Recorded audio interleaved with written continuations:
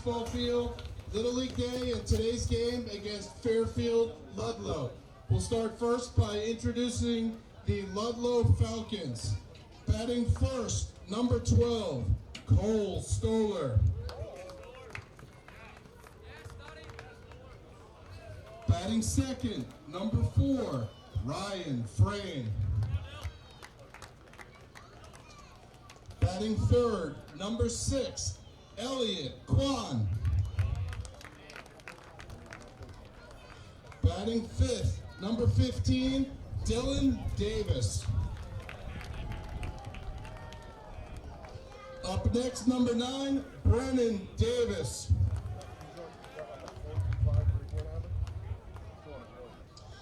Tyler Gariak, number 13. Up next, number 3, Ryan Love.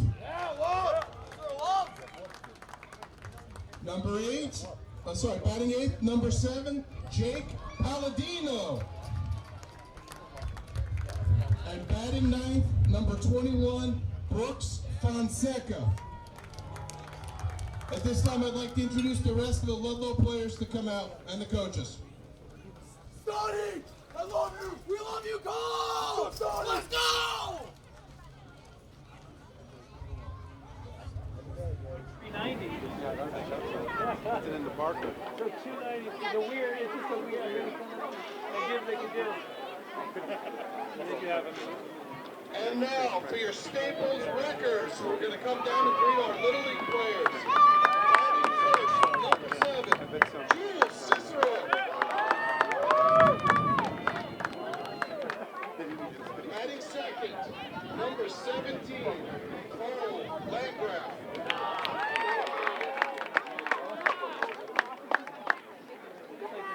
Batting third, number 23, Vincent Vega.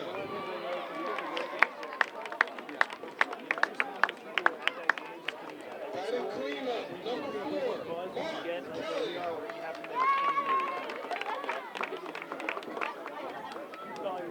Batting fifth, and your starting pitcher, number 45, Bruce Schlegelman.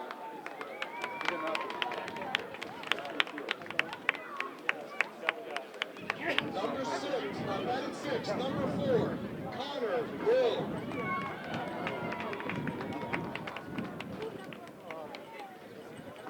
Batting 7th, number 3, Nolan Walters.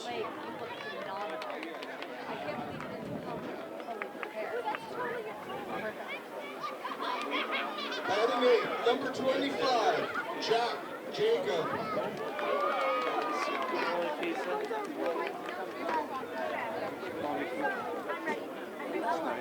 And batting 9th, number 16, Chase Engraff.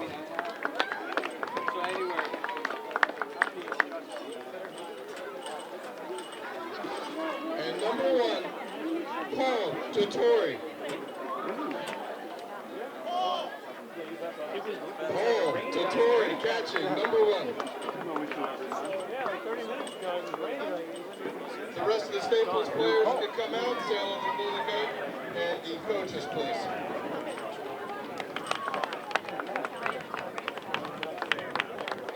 It takes a cloud to come in. And I don't know, maybe they're cleared out.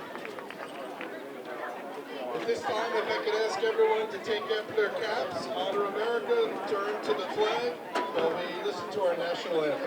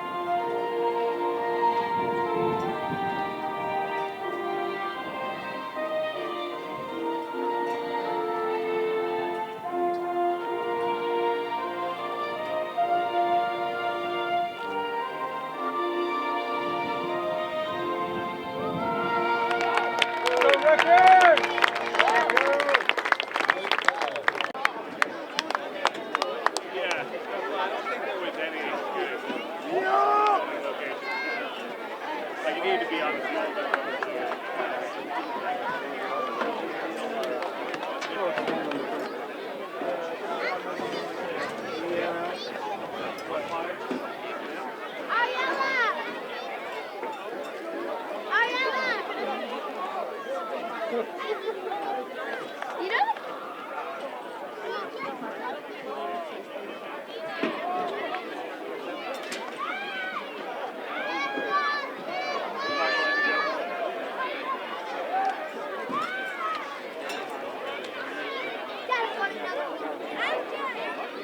MJ ran that way.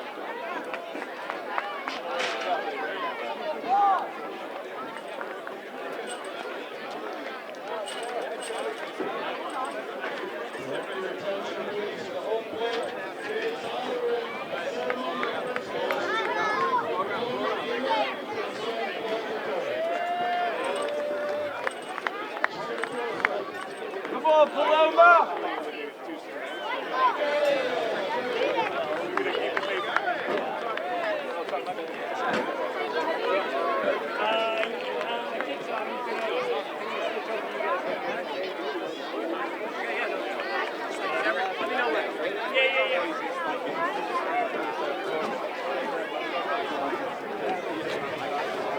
Yeah, you know, we got two great pitchers, Reed Stanton, Cincinnati commit, and Bruce Schlegelmilch.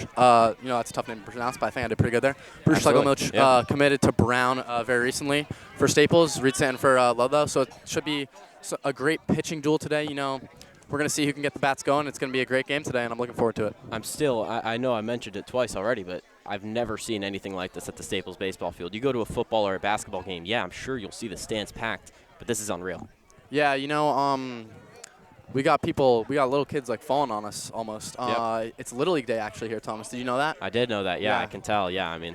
You know, they honored the Little Leaguers before the game. Pretty cool. Had someone throw out the first pitch, a bit short of the plate, but good effort.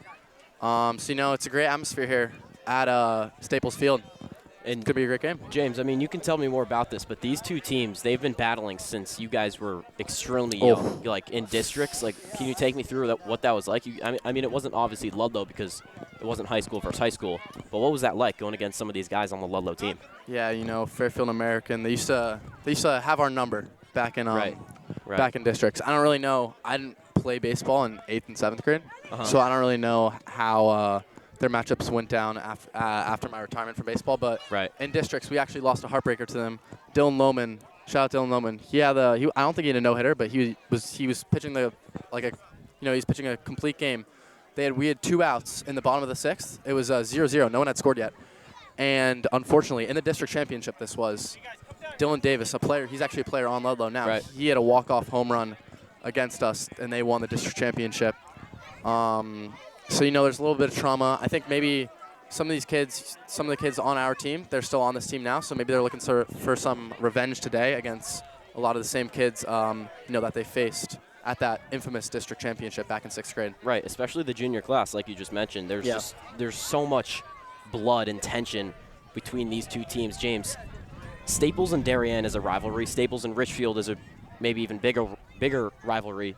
Staples and Ludlowe is on the come up. It's every single sport. Yep, Football, I agree. 1-score game. Basketball, 1-point game. Never expected that. Now we got baseball, which could be just as close. Yeah, and in the basketball game, as a member of the basketball team, I thought it was a very intense matchup. Even in the FCAC championship, I felt that Ludlowe was a very strong team, and they did really play very hard against us, and they did give us our team really had to step it up against Ludlowe. So, and they obviously belted us in football. So, I mean, it's true. I agree with you, Thomas, there. Ludlowe Staples is a little budding rivalry. It's not something we always expected, too. Yeah.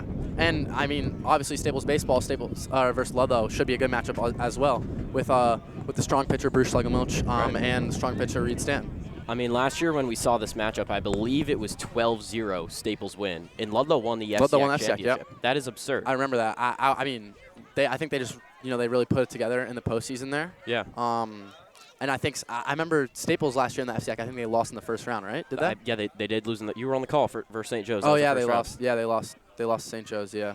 So that was unfortunate last year. So maybe looking for some revenge in that aspect too, trying to take back the FCAC crown. Right. Because they won. No, they didn't win the year before that, did they? I don't believe they won the year before. They made the championship though. They made the championship, I believe. But last year they are the FCAC champions, and I mean, Both these teams really look good. Both these are contenders. It's these two and Ward. Yep. And I mean, the FCAC is really competitive this year. You look at CT rankings, I mean, almost every FCAC team is up there. And Ludlowe did just play Ward in their last game. It Right. ended in a 4-3 thriller. I think there was actually an error Ludlowe made to lose the game, unfortunately. That's true. Speaks to the prowess of this Ludlowe team. So out comes the Falcon offense. It's Cole Stotler for the first at-bat of this game.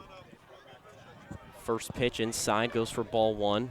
Count 1-0. James, today is a very special day because it marks the return of Mr. Cole Landgraf himself. What a day that's going to be. I mean, I'm so excited for that.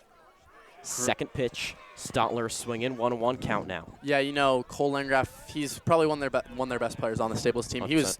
He was probably one of their better players last year. I believe he was all FCAC, right? Was he all FCAC? All He FCAC, had 13 something. at least.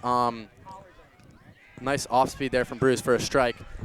So you know, getting him back, he's the 2-hitter today for Staples, and he's a good arm. I don't think he'll be pitching today, but he's committed to George Washington. He's a nice lefty, so that'll be big for them coming up as the season goes on. 1-2.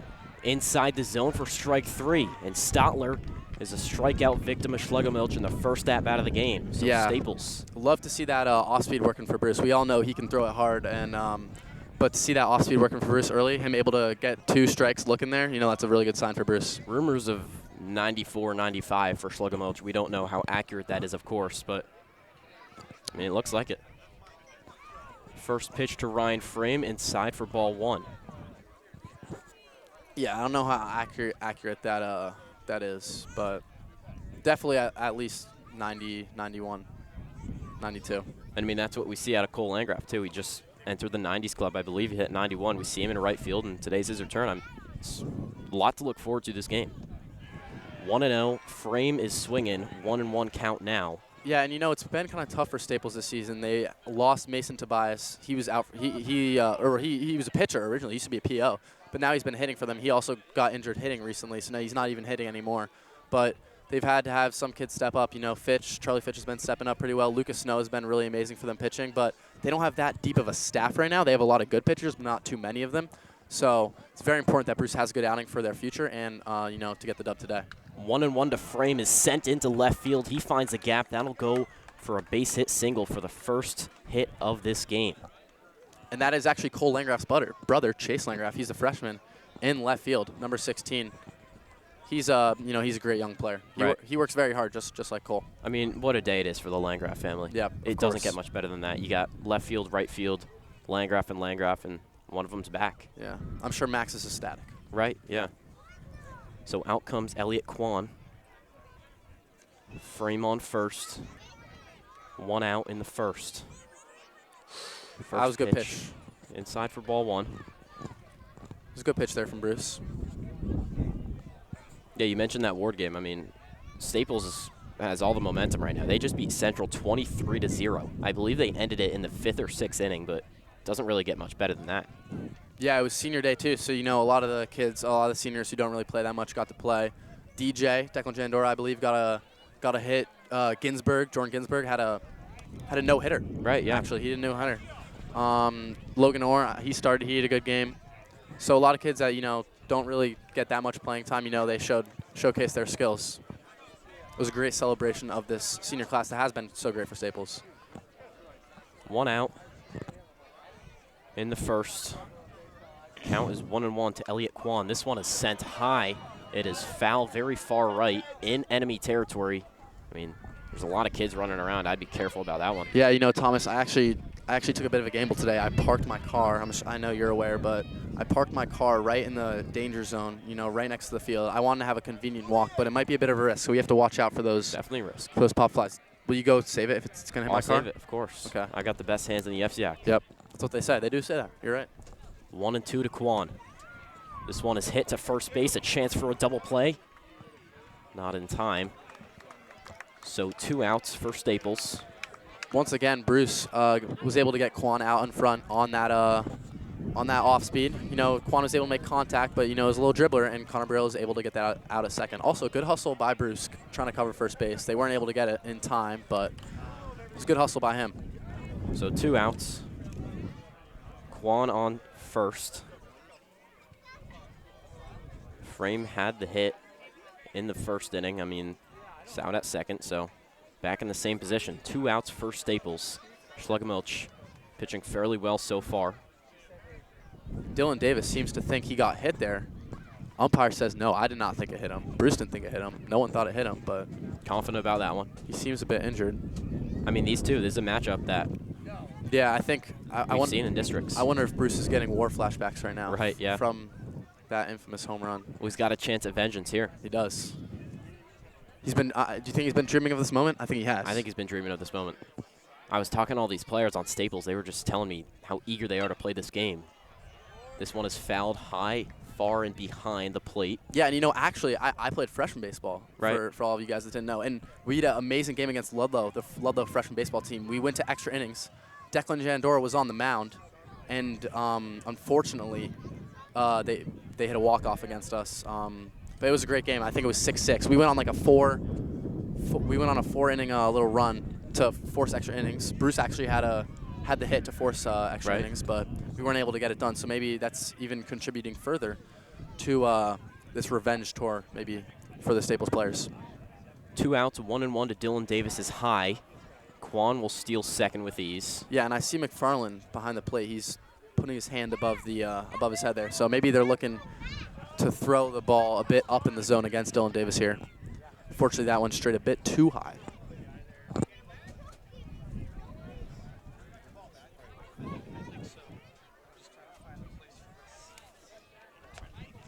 Two and 1 to Dylan Davis.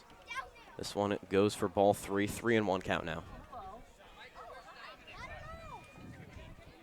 Bruce taking some time to settle down here.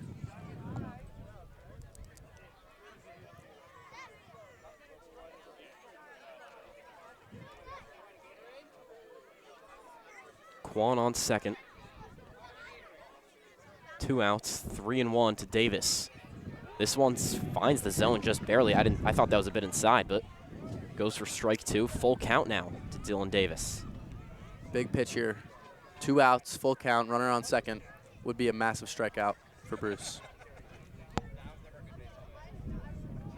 3-2. Here's the pitch. This one's a ball.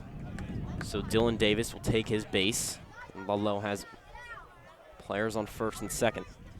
Just a bit low and inside. So out comes Brennan Davis for the Falcons. 2 outs, still tied up at 0. First and second for Ludlowe.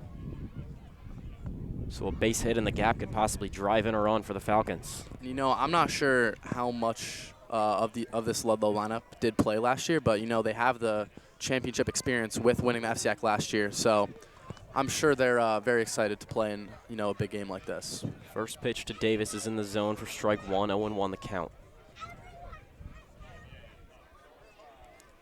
Also, I think this is Dylan Davis's brother. I think Brendan Davis and Dylan Davis are brothers. Right. Pretty sure. I believe so. I think, not to call him out here, but I'm pretty sure he was the one who made the unfortunate error against Ludlowe, or against Ward, that was able to give Ward the win. So, however, though, we did see Stanton on the mound to Jake Capolo, I believe is his name, for the Ward Mustangs. He hit the homer against Reed Stanton to tie the game up. At 3. And I believe Reed is pitching today. Apparently, he's coming off 40 pitches last game on Wednesday. So we're going to see how his arm fares. 0-2 to Davis is in the zone for strike 3. So 2 strikeouts for Schlegelmilch in the first inning, and out comes the Staples offense. This is the time that I think every person in Westport has been waiting for, and that is the first at-bat from Cole Landgraf. Yeah, I think, Bruce was really excited to get out of that. You saw him let out a little grunt there. That got me fired up. That got you fired up? That got me. James, I've been looking forward to this game since Christmas. Yeah, that got me fired up. So now, Bruce able to get the job done in the first inning. He's going to pass the ball to Reed Stanton of the Ludlowe Falcons. Like we said, he did pitch 40 pitches allegedly last game.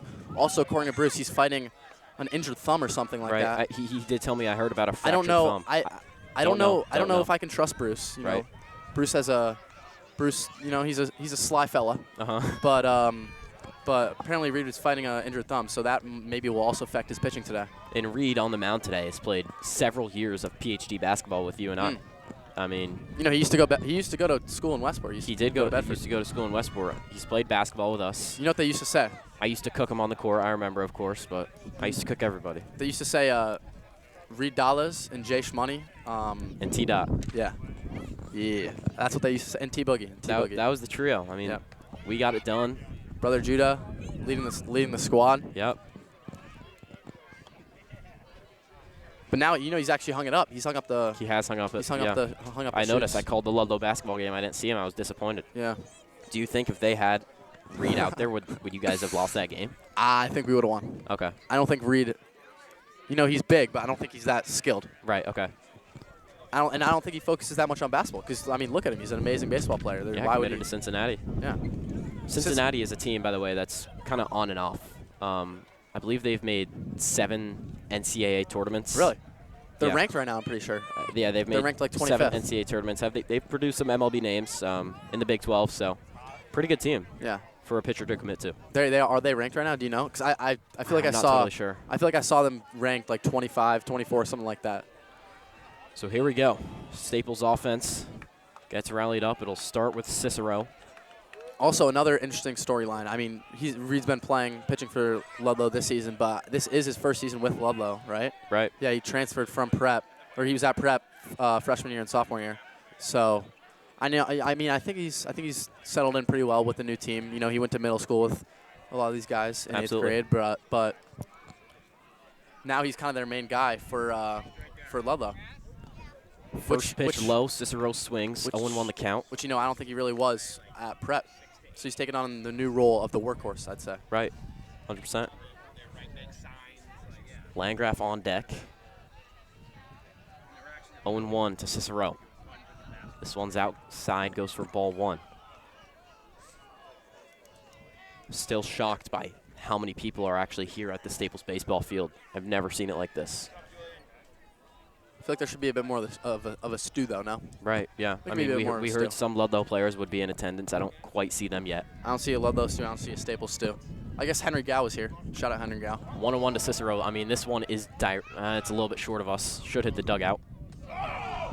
Couldn't make the catch. That's Tyler. Is that a player on the field? Oh, that's a player on the field. Yeah, Tyler Jeriak wasn't able to come down with the fly ball. Seemed like he should have been able to bring it in, but absolutely, yeah. Just wasn't able to get under it. I believe we played basketball with him. Yeah, he played basketball for a bit, but he quit too. He was good. He's a good lefty. 1-2 to Cicero.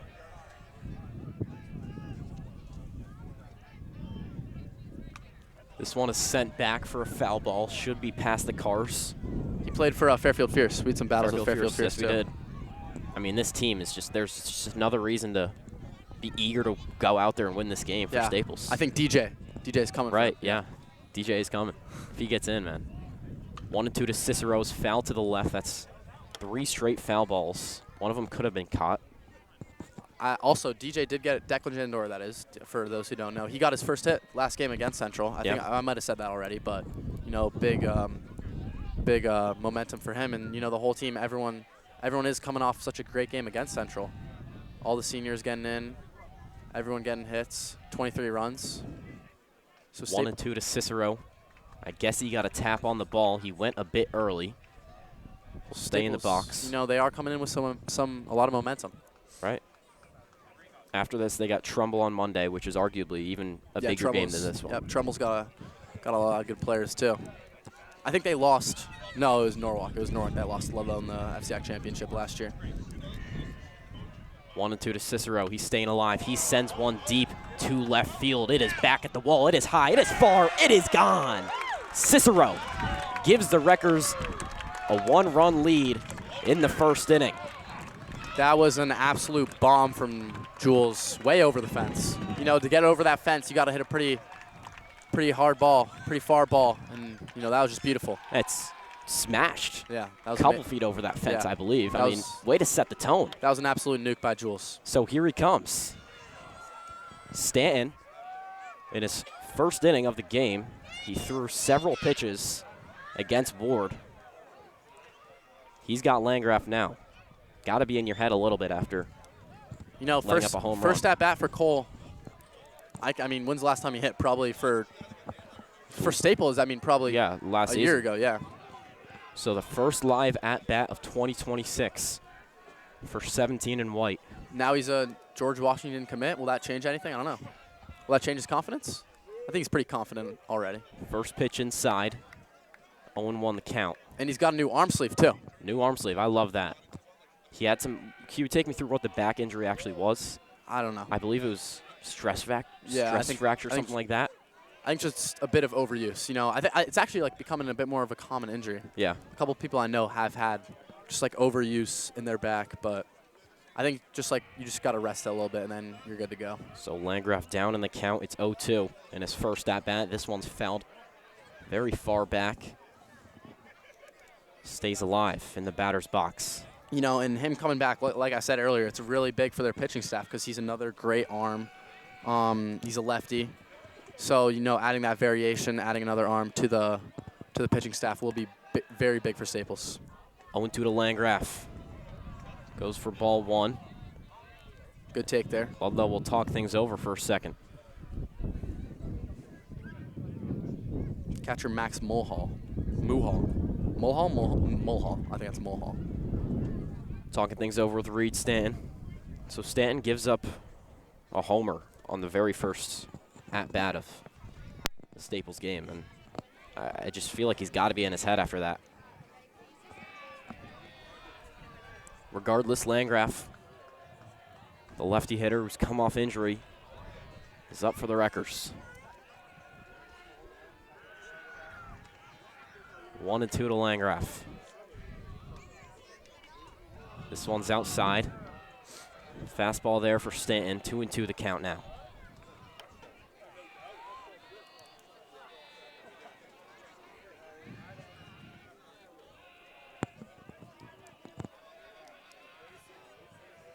Two and two pitch. Just outside. Full count. Great eye there from Cole. You know, like I said earlier, kind of similar things with Bruce. Reed's a big guy. You know, he can throw hard. He's a big frame. But I think a big thing for him today is how can he control that off-speed pitch. Right there, off-speed pitch just a bit outside. If he can locate it, should be a good day for him. This one's inside the zone for strike 3, and Landgraf in his first at-bat can't get anything to go. Yeah, like right there, that was a great off-speed pitch by Reed, able to get the K. So I think that'll be very big for him today. You know, he's already let up a run, but it's just one run. I'm sure he's let up more than one run. He'll be fine. Right, 100%. And you know, Ludlowe, they're a great team. I'm sure they'll get the bats going at some point today too. So out comes Vega. First pitch in the zone for strike 1. 0-1 the count. So Landgraf, after his first live at bat of 2026, heads into the dugout.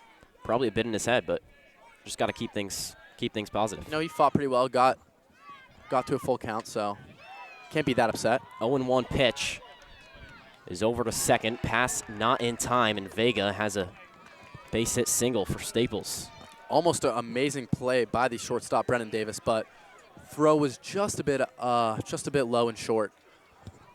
Nice job to hustle it out by Vincent Vega there. And also, you know, that was a good job by catcher. I said it was Max Mulhall earlier. It's actually Dylan Davis catching. That was a great job by him to hustle, back it up. Otherwise, Vega would have been on second base.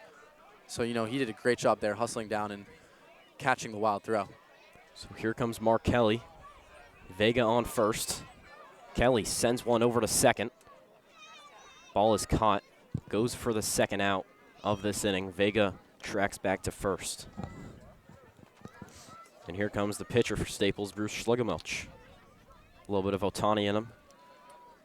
Both a pitcher and a hitter for the Staples Wreckers. 2 outs.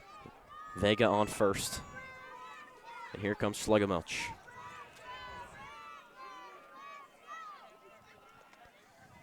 First pitch in the zone for strike 1. Another good thing Reed's been doing, he's been throwing a lot of first pitch strikes, getting out ahead early in the count. Or getting out ahead in the count, you know, early. It's very important. 0-1 pitch is fouled off right. That is in car territory. Didn't hear anything. Fans sounded like it hit something. It's not where I'm parked. We're good so far. That's all you're worried about? Yep. So 0-2 to Schlegelmilch. Off the foul ball, he sends one into right center. Should be caught. It is. Well hit ball there from Bruce. Right. Good at bat. Unfortunately, right to the left fielder, Jake Palladino, able to make a play. But good inning there from Staples, able to get around the board with the homer by Jules Cicero. I mean, first at-bat of the game, and you send one over the Blue Monster. It's pretty impressive. Is that what they're calling it now, the Blue Monster? Monster? Yeah, they call it the Blue Monster. That's what I've been calling it for the games I've covered. I feel like it's not very blue. Maybe it's a little blue. It's a little bit, yeah. And something we didn't even mention was Landgraf and Stanton have actually played together. Yeah, it's true. They are played teammates. together at Grind Baseball CT. I believe Cole is still playing there. I'm not sure about Reed. I think Reed has taken his talents elsewhere, but regardless, we've two players that have played together in the past.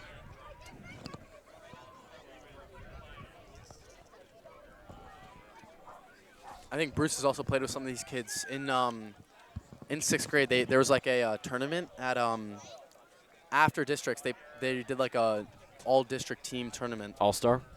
I mean, I think it was mostly Fairfield kids, but Bruce went and played with them at what's it called, Cooperstown.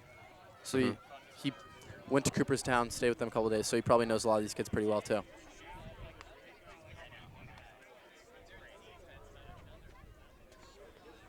So Schlegelmilch with a successful first inning comes back to the mound for the second.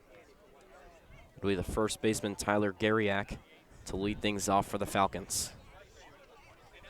Thomas Scott and James Moneyhon giving you the coverage from 70 North.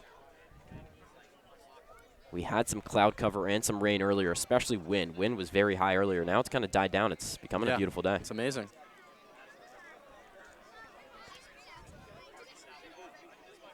First pitch to Gariak. Finds the top of the zone for strike one.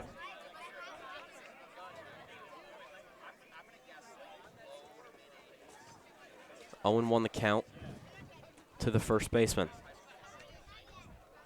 This pitch inside goes for ball one.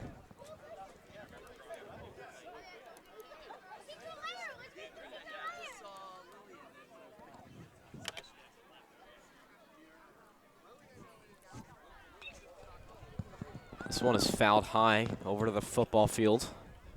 1-2 the count. Regarding Staples Sports, Staples Girls Lacrosse is unfortunately losing 8-1 for girls lacrosse. I believe that's at Darien, is it? Yeah, at the half. 1-2 to Gariak is sent over to Walters at shortstop. Play over to Brill is in time for out one of the top of the second. Another freshman there, Nolan Walters. You know, he went to St. Luke's last year. He kind of like did a little reclass here. He's pretty young though. Great play. He's been honestly great for them. You know, stepping in that shortstop role, it's a very important role, and he's just done a great job there at shortstop as such a young player. And you know, he showcased that right there. So here comes Ryan Love for the Falcons. Staples defense on point so far today. First pitch high goes for ball one. Ryan Love is he's the quarterback, right? I think for. What ended up happening in that football game? Did Staples win? No, they lost. They lost. They lost. I think it was like 21-20 or 21-28 or something. Maybe it was. I think they were down a lot and then they started to make a comeback. I don't know. I think it was 21-28. But yeah, I believe you're right. He was like all state for football, so right, he's a great athlete. He actually pitched in that in that infamous district game. He was pitching for Ludlowe that we keep going back to. James, that's in your car territory a bit. No, it's past it. We're good. He was pitching for American, Fairfield American. Right, yeah. When we unfortunately lost to them. He might have been the one that hit Will Blitzer. Shout out Will Blitzer. I do remember that. I was watching that right behind the plate. Just got nailed in the eye. Yeah, that was scary. 1-2 to Love is fouled. I mean, directly at us. I think it's going to be a bit short. That is caught. I mean, I think every single ball it looks like it's coming right at us, then it's just right to first base to Connor Brill for the catch. Tried to launch it to Nolan. Bit off there. Yeah. What is that? Is that minus aura? Nah. Gained aura. Gained aura? Yeah. I don't know about that one, but he made the play though. So. Yeah, made the play. That's gained all aura. that matters. It's really deceiving when the ball comes up in the air and you think it's coming right at us, and then it's just right to Brill. It spins back, man. So it's 2 hard. outs. Feeling the ball is hard. For the Staples defense. Palladino up to the plate. First pitch, a strike. 0-1 the count, 2 outs.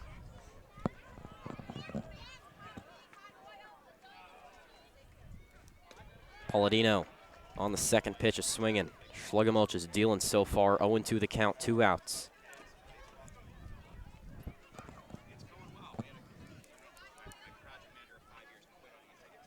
Oh, and 2 pitch. Yes, sir, Is in Bruce. the zone.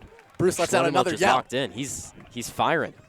He's fired up, man. You know, he's cooking. He's cooking right now. I believe that's 3 or 4 strikeout victims so far, just in the second inning. You know, every time he lets out a yell, it gets me fired up even more, man. Did he yell? I didn't again. hear. He yelled again. Okay. It's awesome. It's great energy from Bruce today. I mean, he's excited. I can tell he's excited. Right.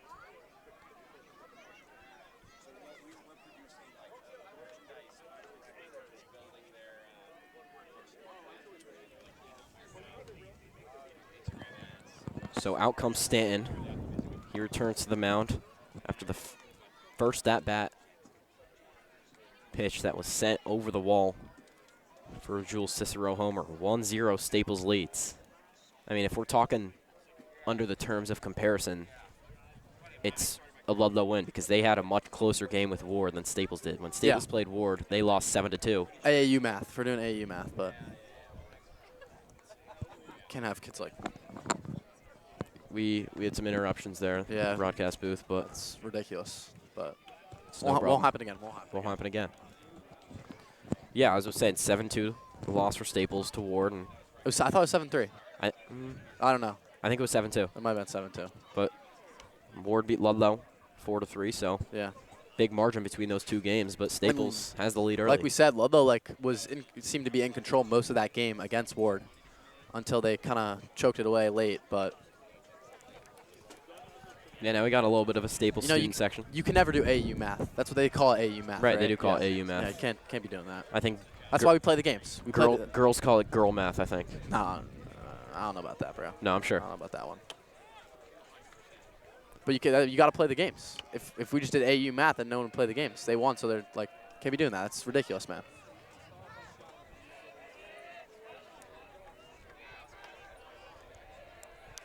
So first at bat of the bottom of the second, Connor Brill leads off for the Wreckers. First pitch high for ball 1. 1-0 the count to the first baseman.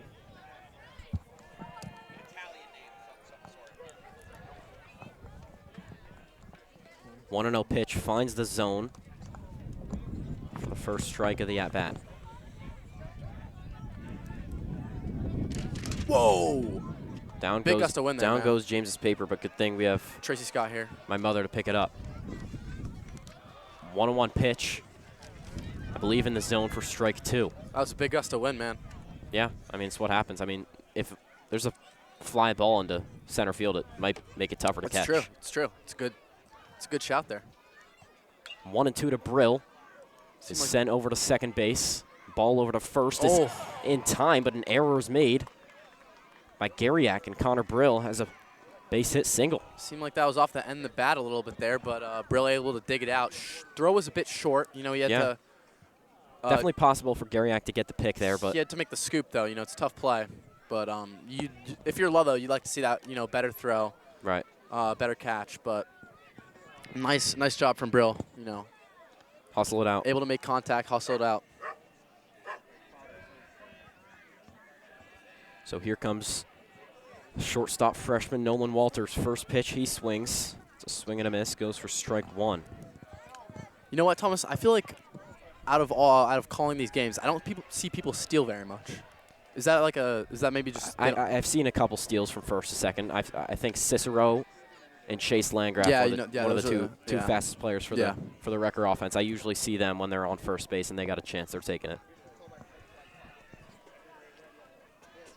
0-1 to Walters. This one's high. I mean, Connor Brill could have went there. Yeah. They didn't have the ball at all. Couldn't I think he just didn't identify that.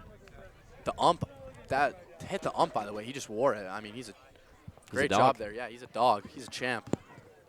Wore one right to the chest. Dylan Davis wanted to go talk things over with Stanton again. Umpire called him back. Count is 1-1 to Nolan Walters. Brill on first.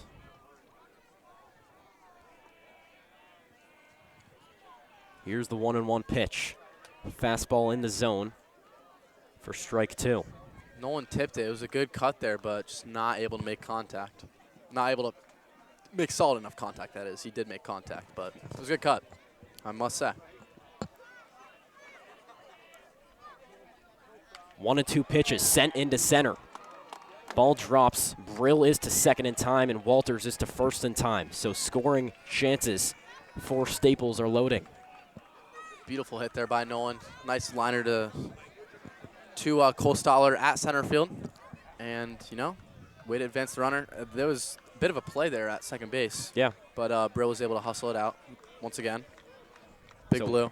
Out comes Jack Jacob. The famous Big Blue chants coming from Staples' dugout. They call him, you know what they call him? They call him the Blue Hammer. Oh, okay. Because he just hits it so far. I don't know Is why. that why? I actually don't know why they call him that, but they call okay. him the Blue Hammer. So scoring opportunity for the Wrecker offense. Walters on first, Brill on second.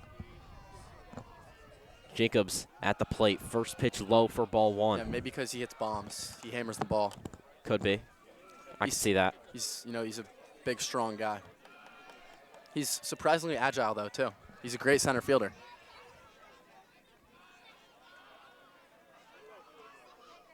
Want to know to Jacob. He got nailed in the foot.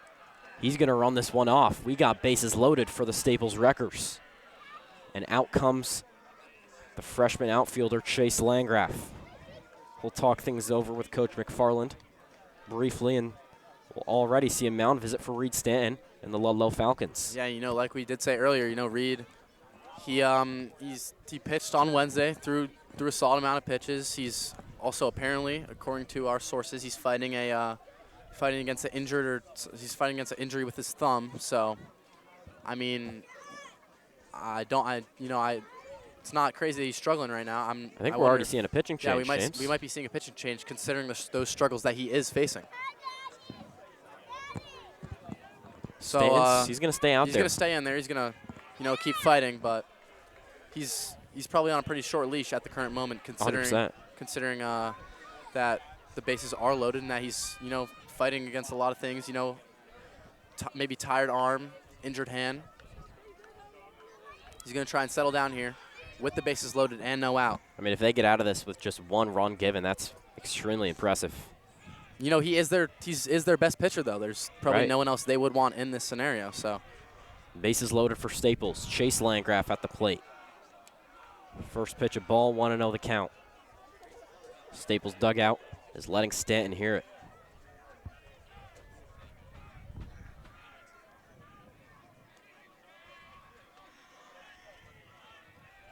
Want to know pitch to Landgraf. Sent over to shortstop. Possibility of a double play. Error is made. Staples run will score and a base hit.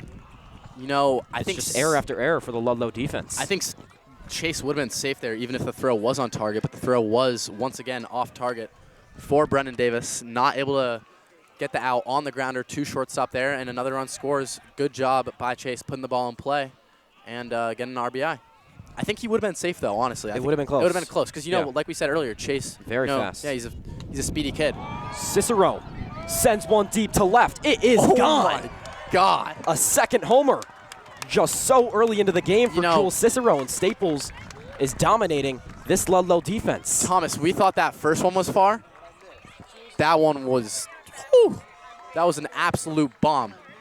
It is shocking. You're going against arguably the best pitcher in the FCIAC, and he gets 2 home runs so early into the game.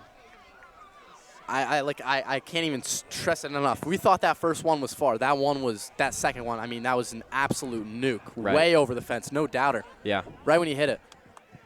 I mean, I don't even think the left fielder even moved. He knew that one was not coming back. So 2 straight times Landgraf comes to the plate. A grand slam too. A grand slam. I didn't even notice that. Yes, grand slam. It's 6-0. Yep. That kind of blew over my head that all the runs are going to score as well. It's a 6-0 lead for Staples. Stanton is calling out to the dugout to take him out. Not in a comfortable position. Yeah, you know, it's hard to keep going after something like that happens.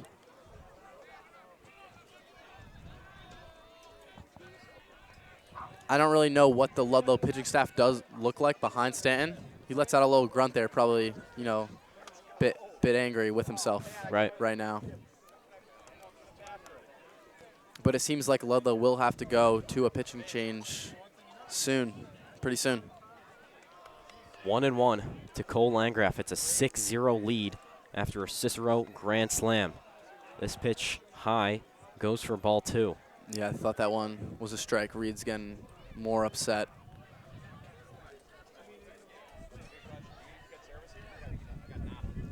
2-1 to Landgraf. This one's low. He swings. He hits. Play to first is in time. So Landgraf makes some solid contact. Regardless, he's out at first. That was like a little golf swing. Yeah, that was really low. I mean, he absolutely smashed that ball. It had very high exit velo, I bet you, but straight to the second baseman, and Ludlowe is able to make that play there.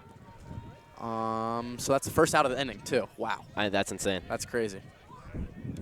So here comes Vega. First pitch, he swings.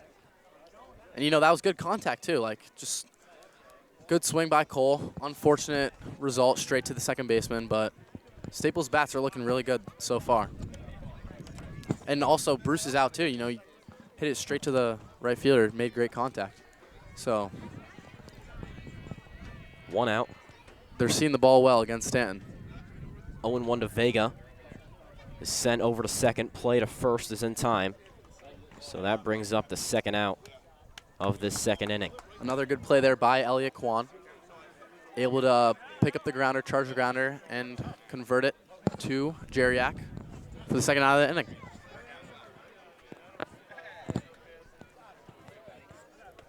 So 2 outs. Out comes Mark Kelly to the plate. Staples baseball field is getting even more crowded every single minute. Do you think they're gonna pitch to Jules next time he comes up the plate? Are you able to? He hits a home run every time. I think you're. I don't know. First pitch to Mark Kelly is high, goes for ball 1. I mean, Stanton, I would assume he's going to come out after this inning. He was signaling to the dugout several times that he wanted to come out. 2 outs, 1-0 to Kelly. Is fouled high and behind for the first strike.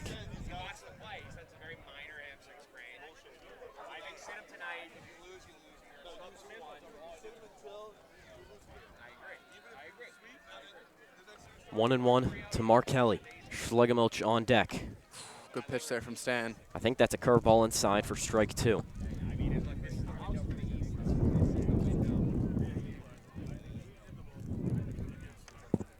So 1-2 the count. This one, Kelly sends into center, drops into no man's land, and Mark Kelly has a base hit single. Staples' bats are just rallying right now. Yeah, nice job by Mark Kelly, able to poke one out in between the center fielder and right fielder. Nice piece of hitting there for Mark Kelly. He's actually, Thomas, he's a 4-star in SAC, by the way. He is a 4-star in SAC. I shared 2 classes with him. I've played SAC with him. Is he really a 4-star? Yeah, is he? I don't know. I can't say no. I can't say yes. He's not. Really? I'm being honest. Really? I'd give him 3 stars. I haven't watched him play that much, but We have some children in right center, James, that are trying to take down the fence. I don't know why they were doing that, but umpires had to tell them to scram. So here comes Schlegelmilch. 2 outs. Kelly on first. First pitch high for ball 1. You got to talk to Alex Kovacs about that, man. You can't be just giving out stars. 4 stars? They lose their meaning, man. It's inflation. They lose their meaning. They lose their value. I mean, I haven't seen him play. I can't comment, but you're a pretty good sacker, I feel like. I'm all right. I mean, I can hit a scorpion, 100% success rate, so I'd argue I am. I must say, out of the both of us, though, who is the better jester? You're the better jester, of course. You're the jester guy. 2-0 pitch to Schlegelmilch. Is it crazy to say I'm the jester king? Not crazy. This one high. 3-0 count. Stanton is struggling on the mound. I think the proportion of my gesturing compared to the rest of my skills is very high. Makes my jester ability even more impressive. Okay. No, that makes sense. Because I can't really do anything else. I can rally it, with my foot and stuff, but 3-0 to Schlegelmilch finds the zone. Yeah, Bruce didn't think so. I think that was a strike. Bruce just wanted to get to first base. Yeah. 2 outs, 6-0 for Staples. I keep forgetting the score because Cicero's homer was a grand slam. 3-1 pitch. Finds the zone. Full count now to Schlegelmilch. This would be very, very impressive here for me if he's able to battle back and get this strikeout here. You know, stop the bleeding. Bruce was ahead 3-0. 3-2 pitch. Schlegelmilch fouls this one off. Not quite in James's car territory, but definitely in car territory. Bounces over. But you know, Thomas, I've been practicing a little bit, and I'm able to stall it on my back now. Okay, nice. Yeah, I've been practicing. And I've been working on my chest stall too, so yeah, you got to watch out for me. Mark Kelly on first. 3-2 pitch to Schlegelmilch is bombed, foul. I've been improving. Congratulations. Thank you. I'll have to see it for myself though. We got some more goons messing with us. 3-2 pitch to Schlegelmilch. He is hit on that one, I believe. No, hit his bat. He says, "Are we live?" Yes, we are live. Yes, we are. Where can they find us, Thomas? www.ptfm.org. And the O'Shea Productions YouTube channel, right? Correct. Yep. For those of you tuning in, we are currently in the bottom of the second inning. 6-0 lead for Staples. Full count pitch finds the zone for strike 3, and Stanton avoids some late second inning trouble, yet it's a very successful inning for the Staples offense. Yeah, you know, good job by him to battle back from that 3-0 count, able to get the strikeout there against Bruce, able to strike him out looking. But great inning there from Staples.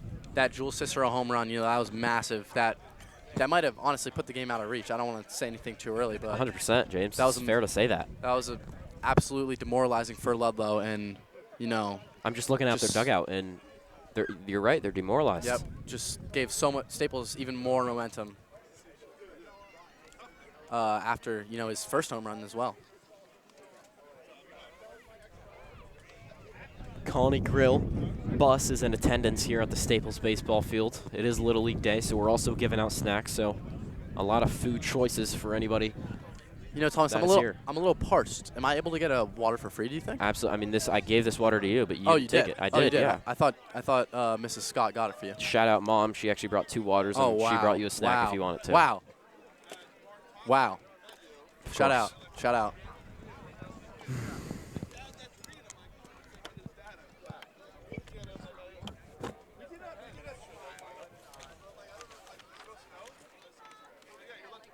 So Schlegelmilch returns to the mound for the 3rd inning. 5 runs scored. When I was calling that homer, I didn't even realize that it was a grand slam. Yeah. And then I looked at the scoreboard. Next thing you know, it's 6-0.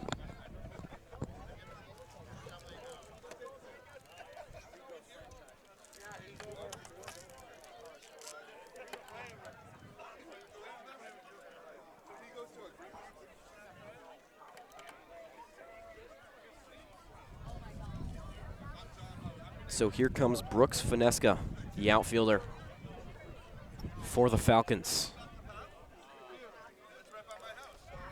Schlegelmilch, first pitch is high, goes for ball 1.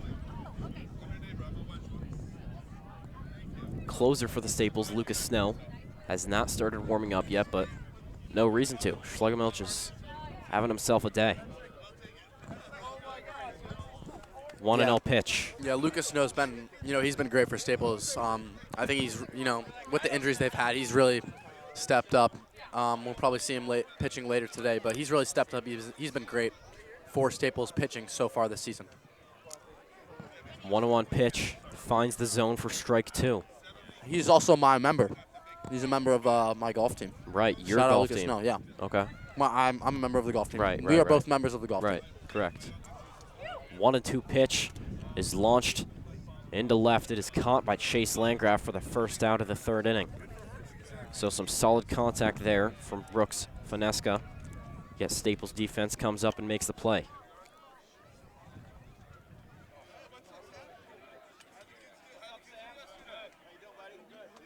So back to the top of the order for the Falcons. Cole Stotler returns. 6-0 lead for Staples. First pitch to Stotler, finds the zone. It's a curveball for Schlegelmilch. It brings up an 0-1 count.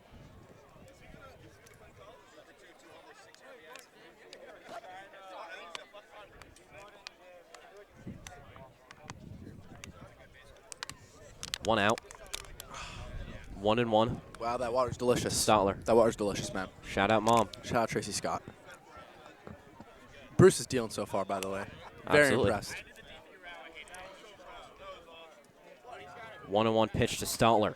Finds the zone once again.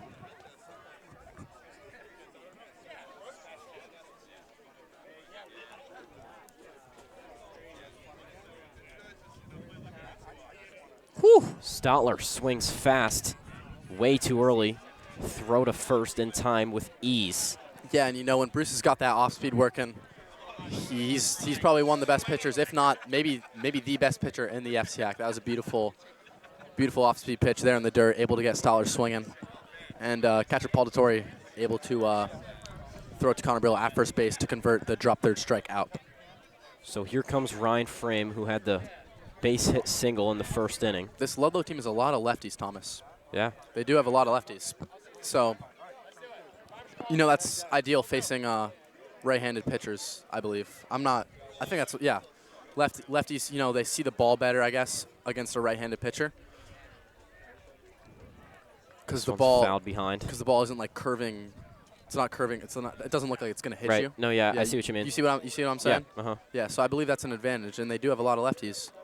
It's also tough as a pitcher when they're going. You got to vary how you're pitching against a lefty versus pitching against a righty. So 1-2 count. it's another factor. It's another factor that makes this Ludlowe team one of the best teams in the FCAC. Absolutely. Right now. I mean, with the success of Cicero, it's not showing it. Frame sends one into right, finds no man's land, and Ryan Frame has his second base hit single of the game.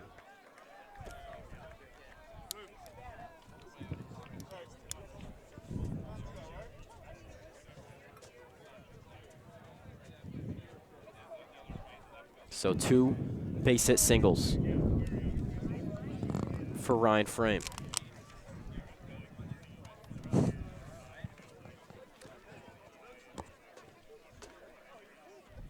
Here comes Elliot Kwan, who also had the base hit.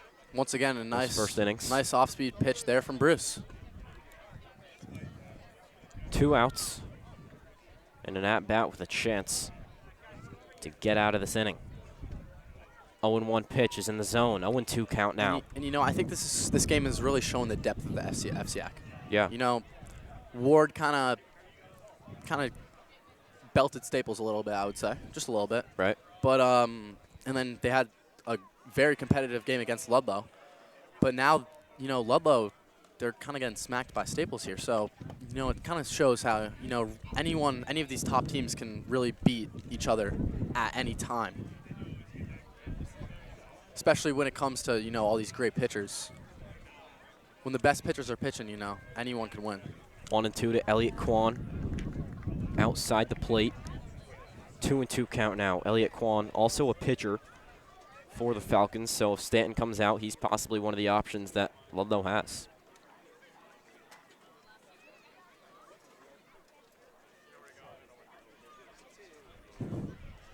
Frame on first. Kwan at the plate. 2-2 pitch. Drilled over to shortstop. Walters can't make the play. It's an error at shortstop. And Ludlowe possibly in some scoring chances. Yeah, you know, I don't know if he would have been able to make that throw to first anyway. He's tough backhanded grounder going, you know, kind of straight to the left field pole. But unfortunately just scoots right under his glove there.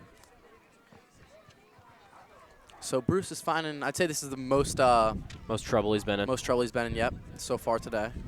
He does have 2 outs, though, against the lefty Dylan Davis. So we'll see if he can get it done, close out the inning. Calls for time. It's granted. Steps out of the box for a brief second, and he's back. So Frame on second, Kwan on first. First pitch to Dylan Davis in the zone for strike 1. You know, Thomas, we do have a little bit of a stew going here. We got some of 100%. some Staples Girls golf team members. Right. Captain Riley Sklar. Davis fouls one. Staples basketball captain, legend, Sam Klacko. Right. Staples golf, debatably legend, Justin Goldshore. Is he a legend? I don't know if he's a legend. But Justin Soon to Goldshore. be legend. Soon to be legend. Maybe one day. 0-2 to Davis. That one hit him. I think that hit him just a bit off the chest. So bases loaded for the Falcons. James, a homer here. They're back in it. Yep. Didn't have to act that one that time. I don't know if, first time it seemed like he thought he got hit, but that one he did get hit. He did a good job of wearing it. So now the bases are loaded. Bases loaded. So Bruce has definitely found himself in a bit of a jam here. here comes Dylan Davis's brother, Brennan Davis, the infielder for the Falcons. First pitch to Davis. And I believe Bruce did strike him out in the first inning. He did. First pitch inside the zone for strike one. 0-1 the count, 2 outs. Second pitch. Just a bit low. Just a bit low, goes for ball 1.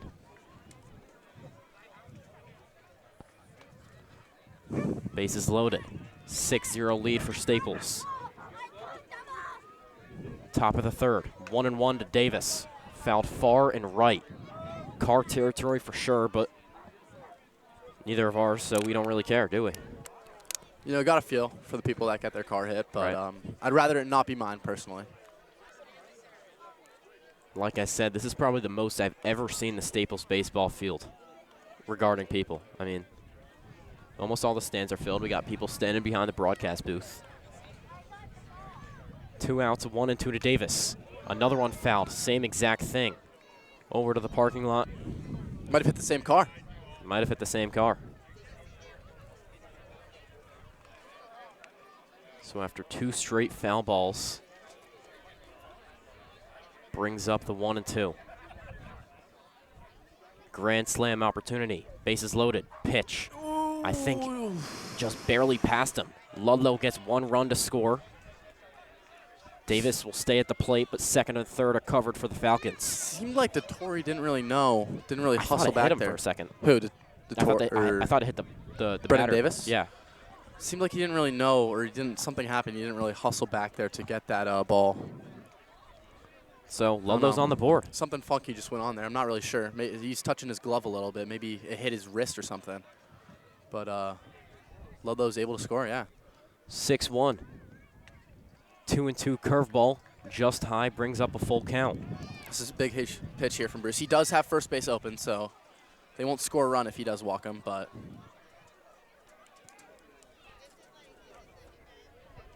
if he's able to, ideally he's able to get a strikeout here, and he doesn't have to deal with the fact that the bases are loaded. 3-2 pitch. Davis fouls one high over to the first base area. Cicero calls for it, makes the catch, and Staples narrowly avoids some trouble. Great job top there. of the third. Great job there from Jules. Able to hustle all the way out to, kind of no man's land in right field, calling off Brill, and he's able to come down with it. That was that's going to be a massive play. Maybe not a massive highlight play, but when we look back on that, being able to make that out there with in a full count with the bases, with a runner on second and third, that's massive there for Staples to get able to get out of that inning. So shockingly, Stanton returns. I'm pretty sure if we watch the tape back, he was calling to the dugout to try and get him to come out, but yeah, he returns. I mean, I don't know very much about this team, but I'm not sure how the rest of the Ludlowe pitching staff looks. So maybe that's a contributing factor to why he's still in the game.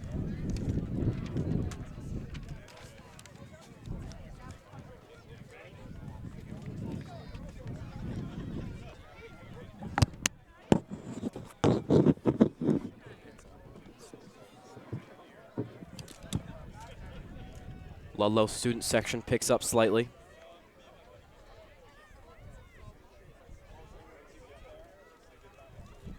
And like we said, shockingly, Stanton returns to the mound. My broadcasting partner, James Monahan, has unfortunately left to go put on some pants. Can't blame him. It is getting a bit windy and chilly.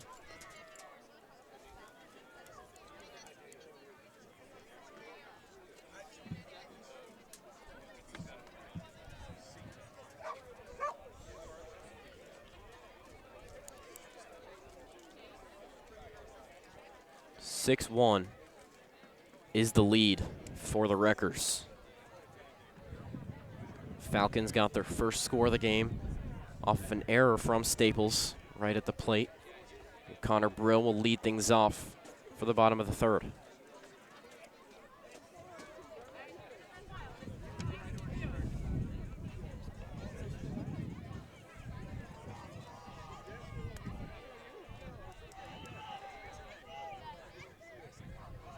So Stanton, after giving up 2 home runs in 6 runs, is back on the mound. First pitch high for ball 1. 1-0 the count. James struggling to get his pants on.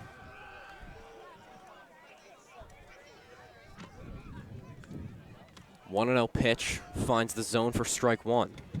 Stanton had a lot of time in the duration of that inning when he was in that dugout to calm himself, get his thoughts back. 1-1 pitch. Brill sends this one into center and has himself a base hit single. So the Staples bats continue to fire, and Stanton just doesn't look comfortable out there. And out comes Nolan Walters, the shortstop freshman for the Wreckers.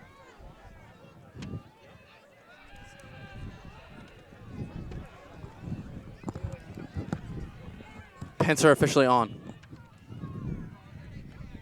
Pants are officially on. Pants are on. You know, Got cold? Yeah, I got a little cold. I had to put them on. It's respectable. I wore pants to school today. You know, I knew it was gonna possibly get chilly. So 1-0 to Walters. Sent into center. Drops into no man's land. Brill. Can he get to second? Yes, he can. Oh, he's out. yeah, I think he was out there. You know, that's tough because he can't go too far. If they catch it, he's gonna get Right. If they catch it, he's gonna get thrown out when he's trying to go back to first. That was a close play. I thought he would be safe for a second. I think he was out. McFarland's definitely not happy with that. Brilg is gonna get a little bit of a talking to, but So here comes Jacobs. Walters on first. I must say, Thomas, these pants are a game changer. Yeah. Should have been on it earlier. First pitch to Jack Jacobs is in the zone for strike 1. Here's the 0-1 pitch. Jacobs sends a bouncer over to second. Double play a possibility. Out at second, out at first. And Ludlowe, a quick bottom of the third inning. Yeah, beautiful job there by Brennan Davis, doing it himself, able to field the ground ball, step on second, and make the throw to first to convert the double play. So Ludlowe getting a bit of momentum here, you know. Right. I mean, Three quick outs in the in the bottom of the third. It's unfortunately not where they need the momentum. They need the momentum on the bat side of things, but yeah, they did just score a run in the last inning, so they're coming in the top of the fourth with a little bit of momentum here, I'd say. Not too much, but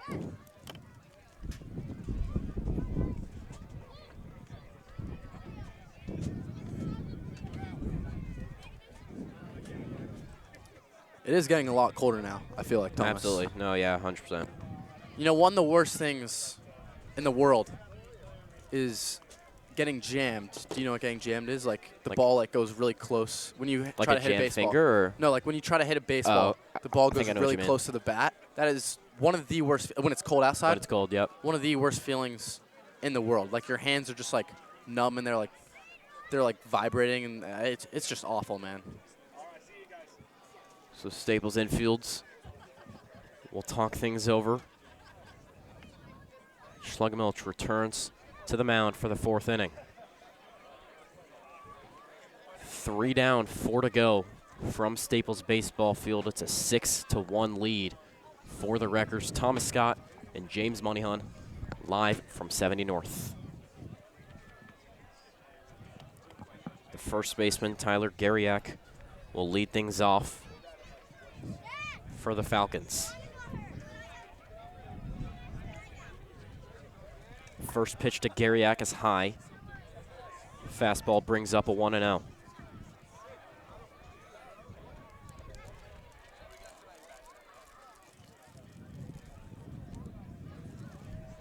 One 1-0 pitch to Gariak.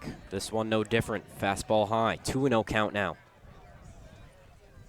We've seen a fairly wide variety of pitches from Bruce. One is that off speed that we've mentioned several times so far today.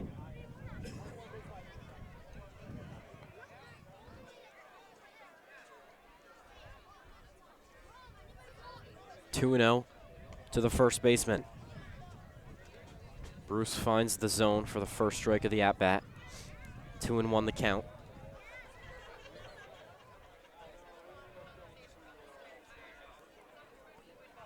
Two and one to Garriak in the dirt.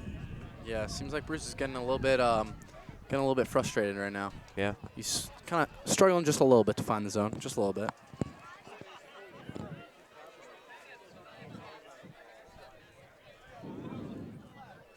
Three and one.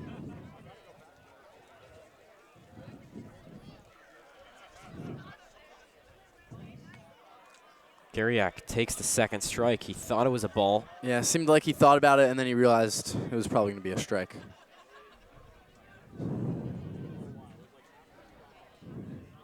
Believe we have a full count. Yes, we do. Garriak sends one over to Cicero. Bouncer, he can't make the play, and Garriak will get a base hit single. Just a slight error from the Staples defense there. Yeah, it hit off of Bruce's glove, actually, or maybe like his foot or something like that. So maybe that kind of messed Jules up, but there should have been enough time to make that play, I feel like. Unfortunately, he was not able to make it.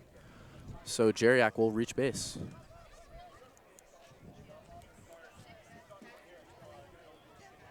So here comes the quarterback for the Falcons, Ryan Love. Elects to bunt. Gets it. This one goes foul. Kelly lets it go.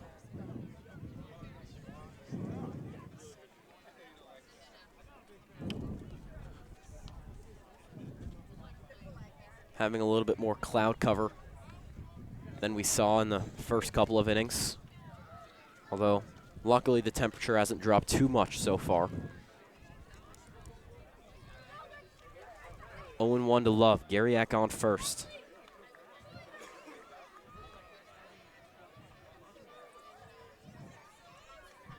Curveball finds the zone for the second strike. If you're hitting there, that pitch just has to be nasty. Yep.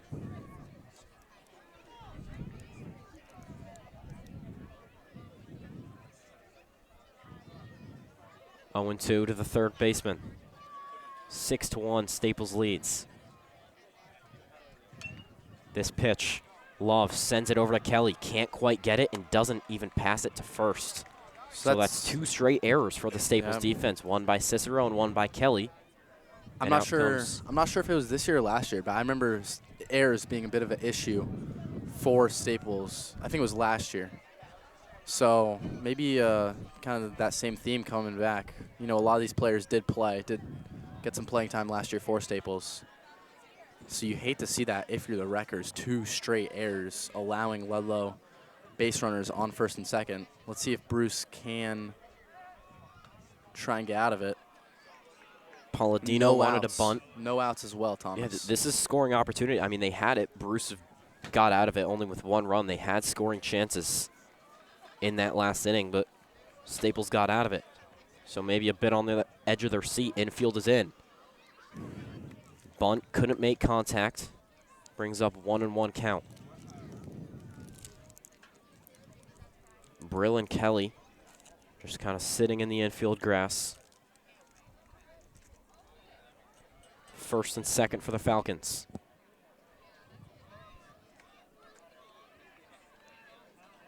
Wow. Oh my goodness, we might have a pickle. At short, it's Garriak. Pass over to second, Cicero. Drops the ball. I think he made contact with Garriak, but he dropped the ball. So I think that counts as an error, correct? I'm not sure, but he should have been out if Jules didn't drop it on the tag. He did make contact with him, but ball just popped out of his glove. Great job there, though, from Paul Dottore, able to, catch Garriak kind of sleeping, kind of lacking there. Great job from him, able to throw him out, not out, but able to catch him lacking at second base, force a pickle. Unfortunately, could not convert the out there. 1-2 to Palladino. That one's a ball. Some oohs and ahs from the Staples fans, but 2-2 the count now. 0 outs, first and second. 2-2 to Jake Palladino. Big pitch here.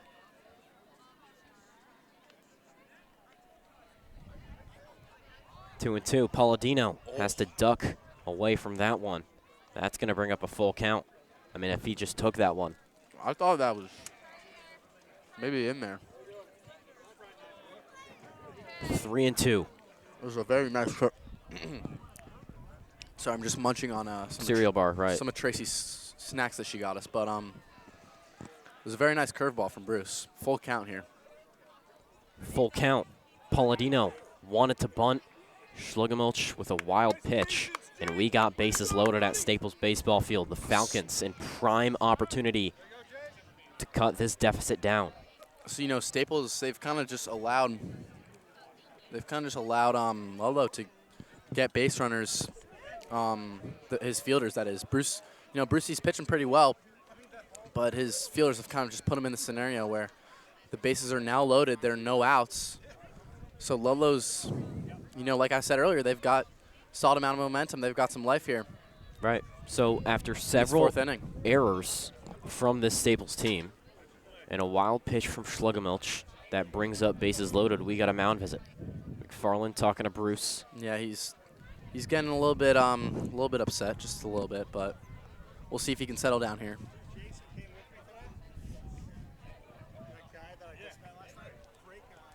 6-1 still. Staples with the lead.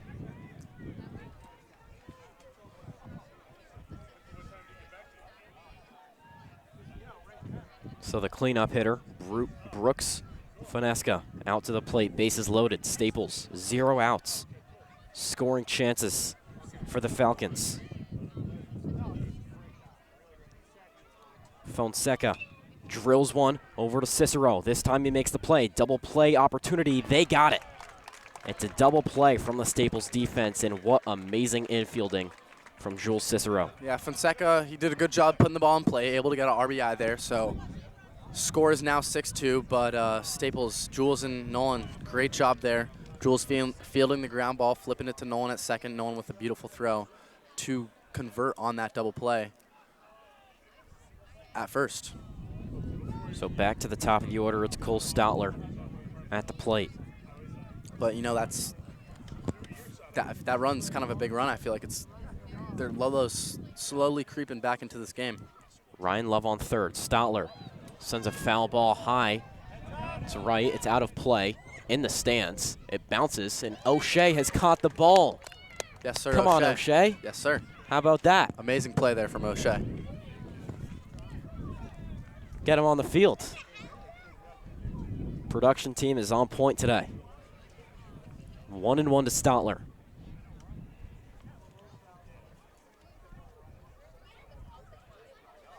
This one's low, a wild pitch. Ryan Love could score. He's safe at the plate. So that's the third run for the Falcons, and Bruce throws a wild pitch, and Ryan Love steals with a close play at the plate. 6-3. And, you know, Falcons are creeping back. I don't think any of those were earned. Maybe that run, did he walk Ryan Love, or did Ryan get a hit? I don't really remember. I forget. Those first 2 runs were not earned. Still only 1 out, so the bases are clear now. Those errors do prove costly for the Staples Wreckers. Bruce and Paul tried to hustle and get Ryan Love at home, but he showed off his speed, able to slide in there. And now they're only down by 3. 6-3 game. 2-1 to Stoutler. This pitch finds the zone, brings up 2-2. Bruce kind of just has to regather himself. He's probably got the duration to finish out this inning and maybe another.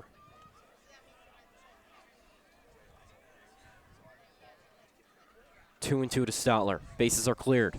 This one finds the zone, and Cole Stoutler is once again a strikeout victim of Bruce Schlugemilch. No yell there from Bruce, but that's a big strikeout. Able to get out of the inning. But, you know, Ludlowe, like I said, they're slowly creeping back into this game. I feel like they've got the momentum now. There was a massive celebration after Ryan Love scored that game, or scored that run on that pass ball. So Reed once again coming out to pitch. You know, Ludlow's got some momentum here. We'll see if Staples can, you know, combat that momentum with their bats. You know, with Reed, he's pitched a lot. He pitched on Wednesday. He's thrown a lot of pitches, obviously allowed 6 runs. So I think Staples if you're Staples right now, you got to take this opportunity with Reed still in the game and try and extend their lead a little bit, especially after, Ludlowe, they've scored a couple runs. So it'll be Chase Landgraf, who did have a base hit earlier in this game, I believe. Yeah, he had the RBI. Right. Yeah. Correct. So the cleanup hitter will come out to the plate to lead off the bottom of the fourth. I don't know. The cleanup hitter's the fourth hitter. Or is it the third hitter? It's not the last hitter. He's the last hitter. Oh, okay. I never They call it reverse leadoff, actually. Oh, okay. Sometimes, because like sometimes you kind of want to have like a fast player, like someone who's like kind of fast and kind of similar to a leadoff. Chase he's pretty fast. He can get on base. I mean, usually we see him a bit higher in bases. the order, but now that with his brother coming back, he's dropped slightly. Yeah. So they got him in the reverse leadoff spot, and then we got Jules Cicero. I wonder if Reed's worrying about having Jules come back up to the plate. Are they allowed to intentionally walk? Yeah.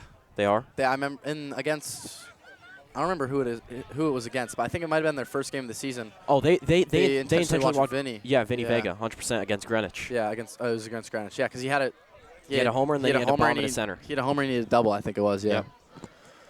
Yeah, so maybe we'll see a unintentional walk from Jules. Maybe for Jules, maybe it's a bit early for that. It's only the fourth inning, but two absolute bomb home runs, accounting for what, 5? Accounting for 5 of Staples' 6 runs right now. Yep.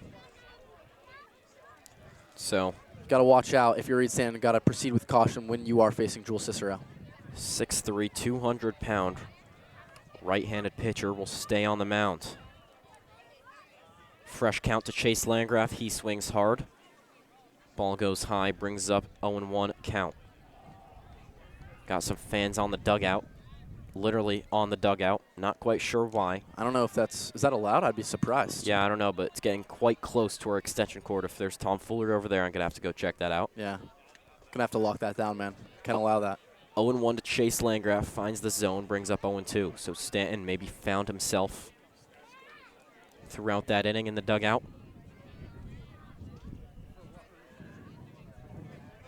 0-2 pitch. Landgraf sends one into center. Drops into the grass, and that's a base hit single for Chase Landgraf. He's going to second. It's an error in center field. Chase Landgraf with a double. Yeah, Chase showing off that speed that we were just talking about.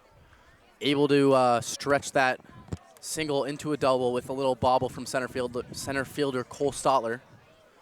So great job. Great piece of hitting there from Chase. In between the center fielder and the right fielder, and he's able to get to second base. Runners in scoring position with Jules Cicero, not what you want to see if you're the Ludlowe Falcons. Not at all. Cicero, first pitch, inside for ball 1. I mean, if you're Stanton here, you got to be a bit nervous. Yeah. 2 straight homers against him, and he's back for his third at bat of the game. I mean, once again, that second home run was an absolute bomb. 1-0 to Cicero. He finds the gap in left field. Chase Landgraf might score. He's held up at third, and Jules Cicero will remain at first. No home run there from Jules, but no home run, but advancing some runners. Able to get on base. Nice single there. Move the runner to third. I like that decision there from McFarland, not sending him. I think it would have been a close play. Chase he's speedy, but Chase is very fast. When I saw him turn on first and go to second, yeah, that was impressive. There's no need to risk it though. I feel like with no out. Right. Top of the order, or not top of the order, second hitter, and as we have another pickle here. Pick off to first. But Jules is able to get into second. Tyler Garriak didn't throw it to second. Instead, he threw it to third. Yeah, Chase Landgraf came off the bag a bit. Seemed like a bit of a mental error there from Garriak.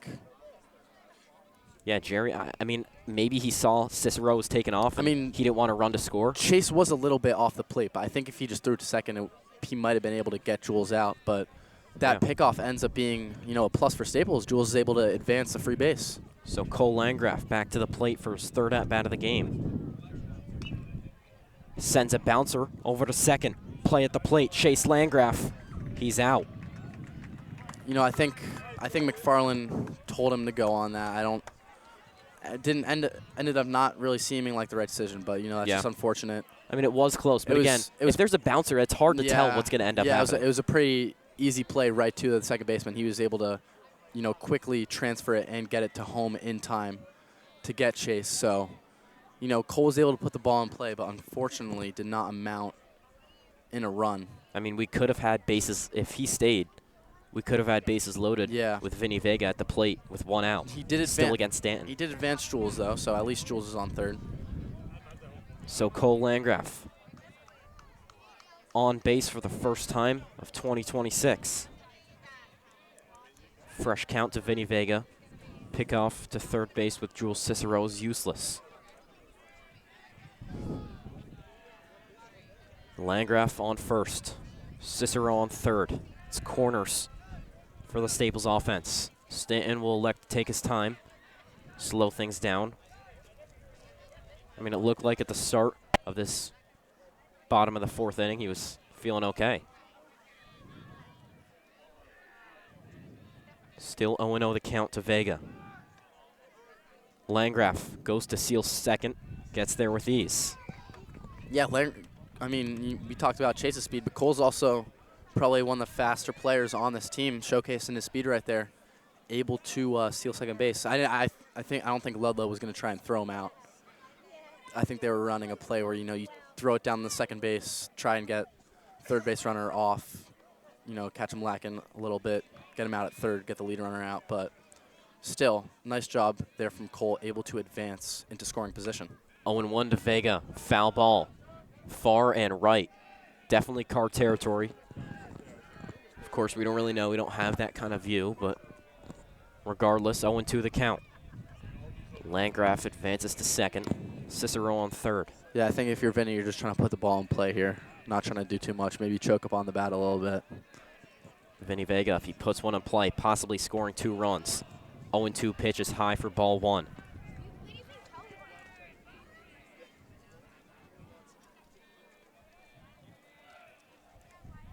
One out, 6-3. Staples leads in the bottom of the 4th. Second and third for the Wreckers. 1-2 to Vega. This one's low. Cicero elects to stay at third. Yeah, it bounced right back to Dylan Davis there behind the plate. So I think that was a smart decision there from Jules, electing to not run.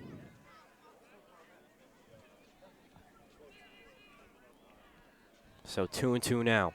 1 out.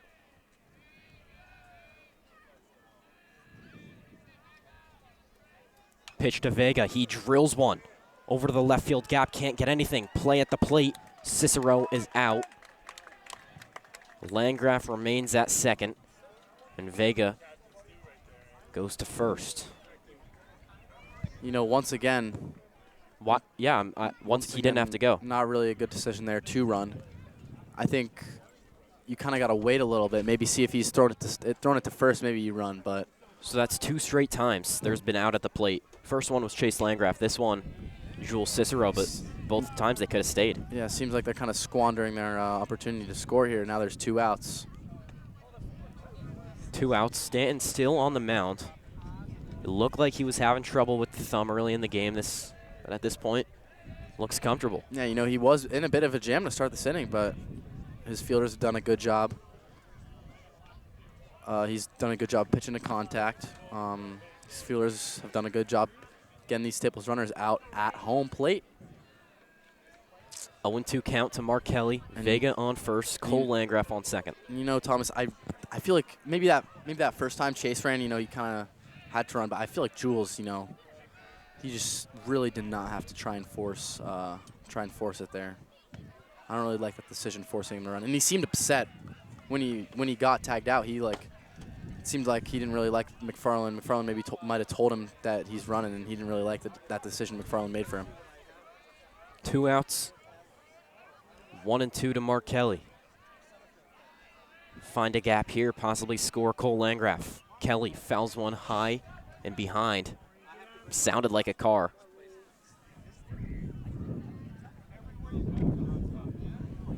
Two outs. Vega on first. Landgraf on second. Possibly a chance to score in some runs for Staples or avoid some trouble for the Falcons. 1-2 pitch to Kelly. This one's fouled behind again.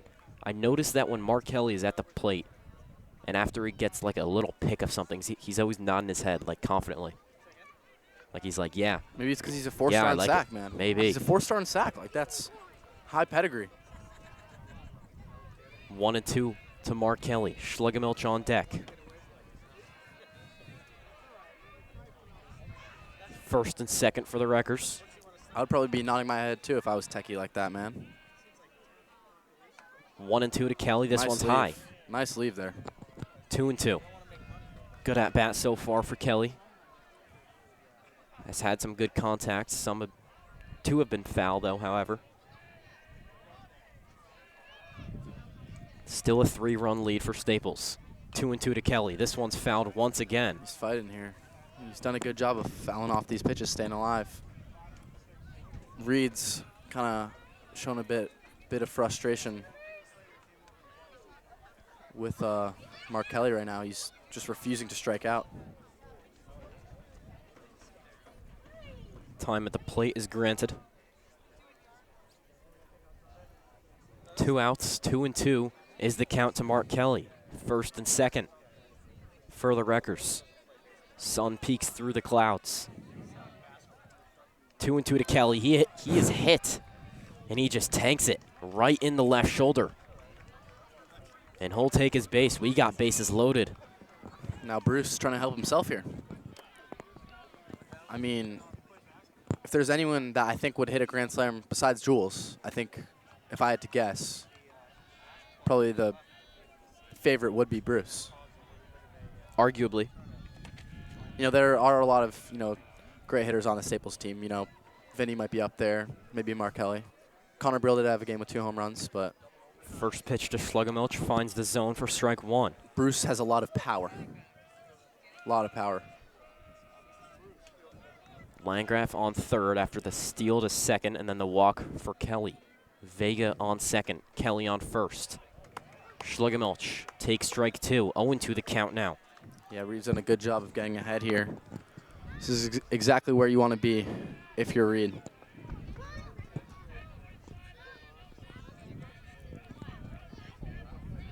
To Schlegelmilch, strikes out swinging. And Reed Stanton and the Ludlowe Falcons narrowly avoid some trouble. 6-3, your lead for Staples. Stanton nodding his head, walking into the dugout. I think we're going to see, if not one, a few more for Stanton. Yeah, you know, Reed he just challenged Bruce there, said hit my fastball, and Reed got it by him. So great job there from him, able to get out of the bases loaded jam. And Smells good, James. Ludlowe, what does that smell? Is that pizza? Smells like a grill. I feel like that's not pizza. I don't know. And now, you know, Ludlow's only down 3 runs.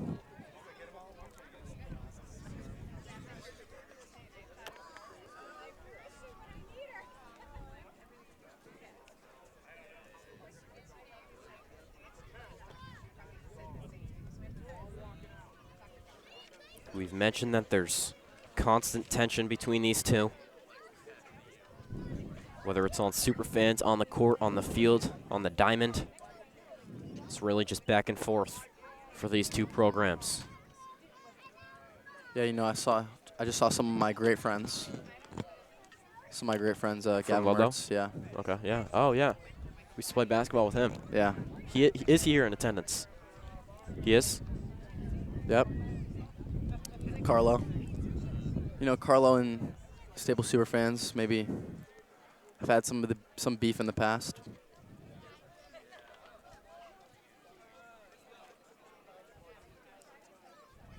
So here comes the number 2 hitter, Ryan Frame, for the Falcons. 4 down, 3 to go from Staples Baseball Field. Thomas Scott and James Moneyhub, live from 70 North.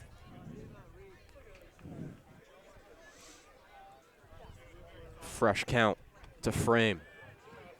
First pitch strike. Oh my. I just saw an extension cord fly through the air. It's not really a sight to see, but looks like everything's okay. 1-1 to Ryan Frame. This one's just inside. 2-1 the count now.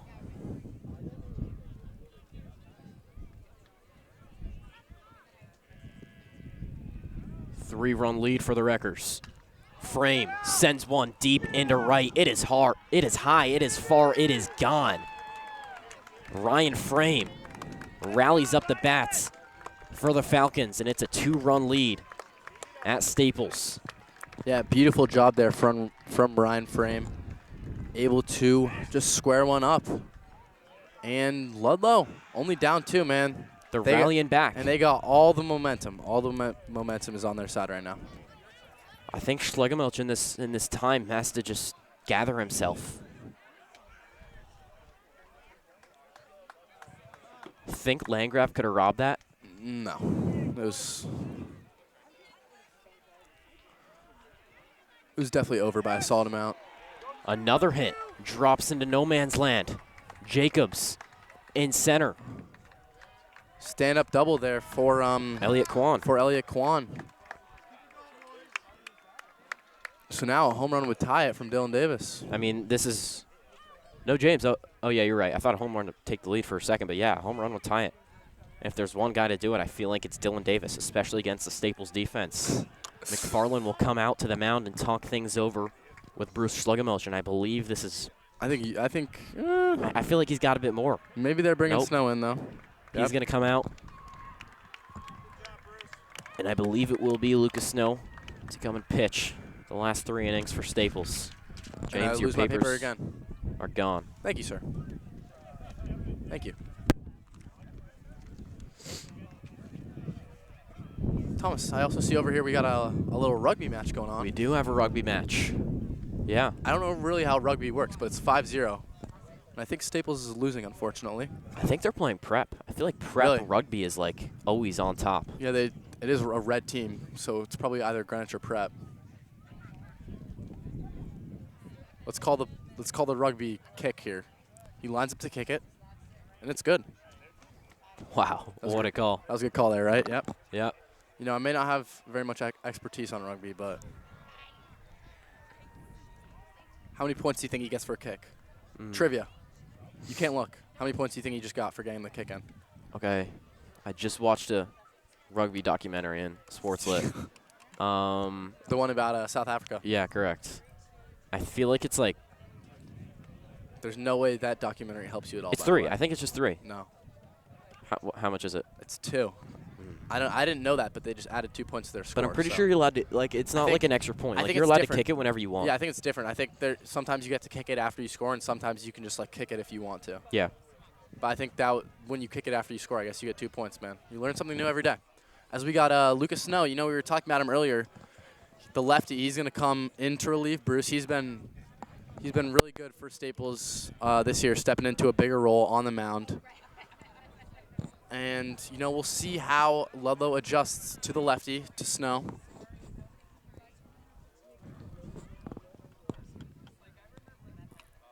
Six to 4 is the Staples lead at the moment. I think he does a pretty good job of filling it up, finding the strike zone. Staples probably getting a bit nervous at this point in the game. You know, they had the 6-1 lead. Yeah, the pitcher is Lucas Snow. He's a senior.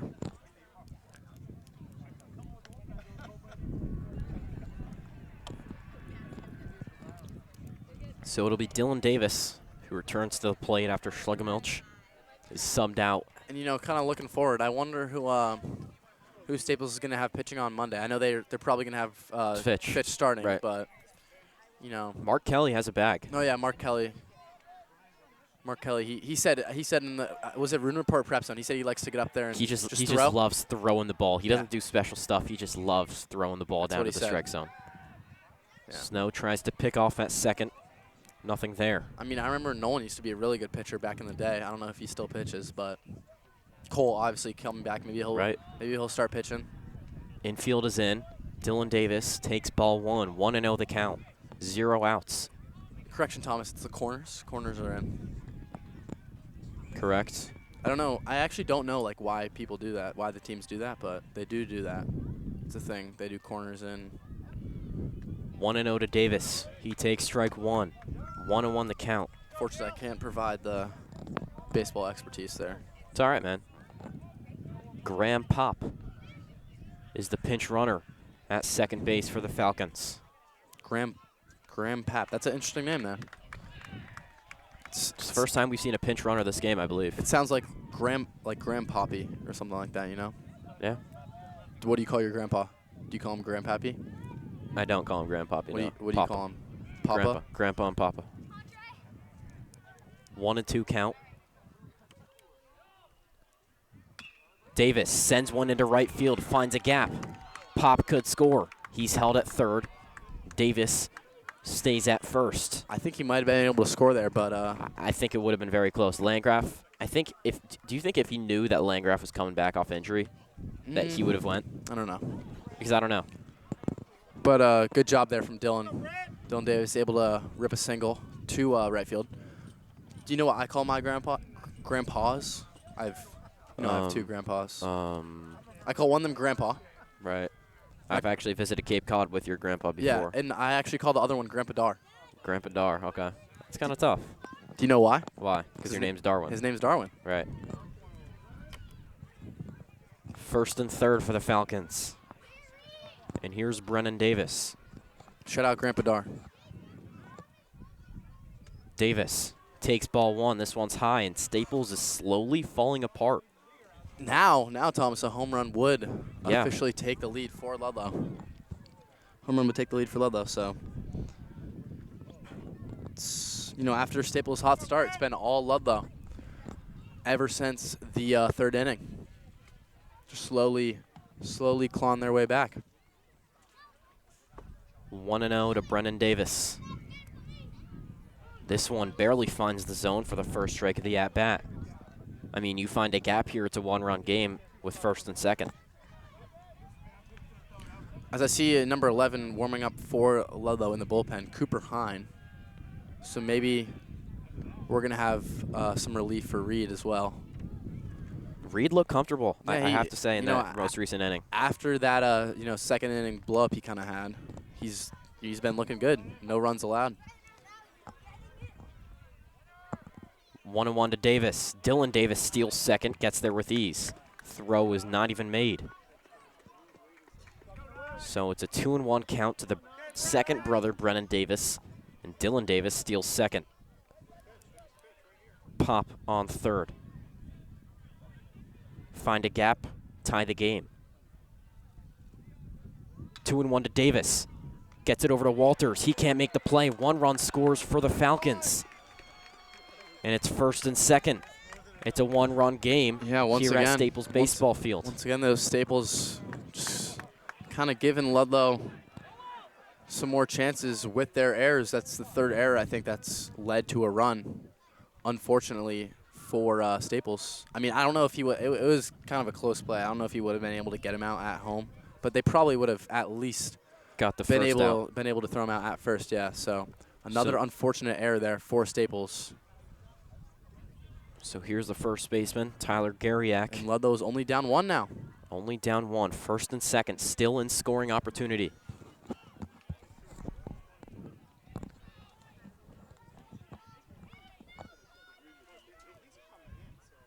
Brill and Kelly a few steps in. Fresh count to Gariak. Looked like Dylan Davis wanted to steal third. He retreats back to second. 0-1 the count.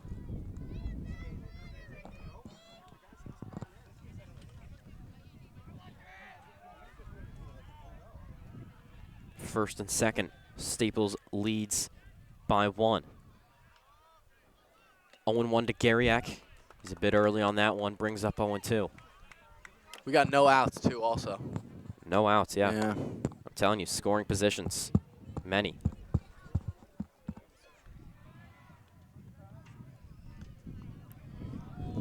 This pitch outside for the first ball of the at-bat.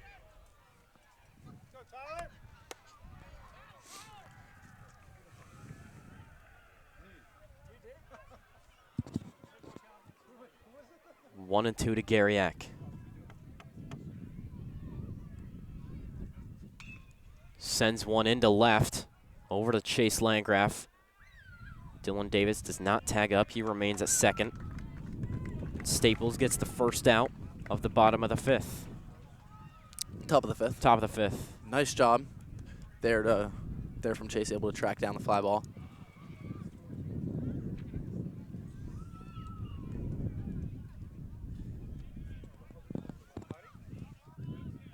Ryan Love here up to bat. He did score last. Was that last? That was the last inning, I believe he scored. Correct. On that pass ball. Short bouncer over to Snow. And Ryan Love gets to first base. This is not going well for Staples. Bases loaded again. You know, Ryan Love once again showcasing his speed, able to dig it out to first base, so they didn't ever really have a play there. Got bases loaded with 1 out.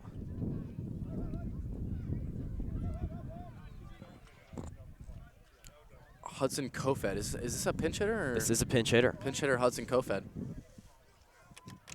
Bases loaded. Chance to take the lead. Shockingly, you wouldn't feel it doesn't feel like it, but it's still a lead for Staples.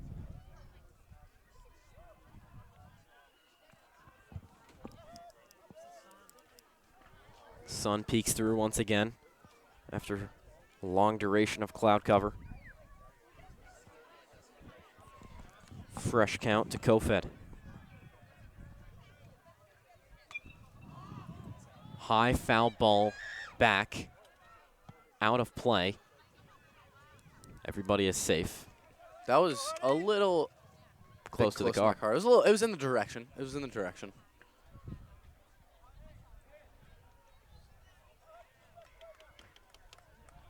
Staples can get out of this in a tie game. That's avoiding a lot of trouble, and that's only letting in 1 run. 0-1 to Kofed. Curveball finds the zone for strike 2, brings up 0-2. Yeah, this would be a big strikeout for Snow to get here.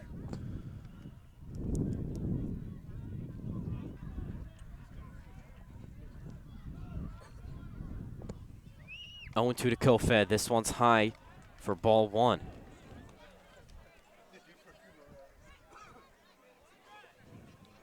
Sun feels good. It feels amazing, Thomas. 1 out. Bases loaded. Top of the 5th. Kofed drills one into center. Jacobs makes the play even with the sun. Dylan Davis gets home, and we got a tie game. We're all square at 6. It was a good throw there from Big Blue, but runner on second, Brendan Davis made a smart decision not to run. I think he would have been tagged out probably if he did run. And I don't think they had any chance of getting Dylan Davis out at home plate. Right. So with that, our game is now tied, Thomas. Ludlowe has clawed all the way back from a 6-0 deficit. Kofed with an RBI. Yeah, you know, he did his job there, put the ball in play as a pinch hitter. Able to get an RBI and even up the game. Here's Fonseca.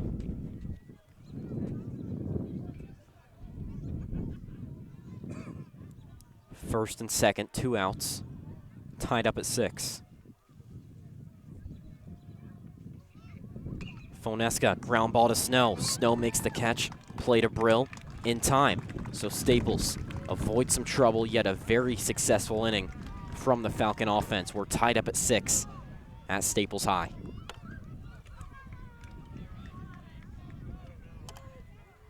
Got to get the bats active again, James. Yeah, I gotta. definitely agree. You know, they've had some good chances in the last couple innings, but not able to convert.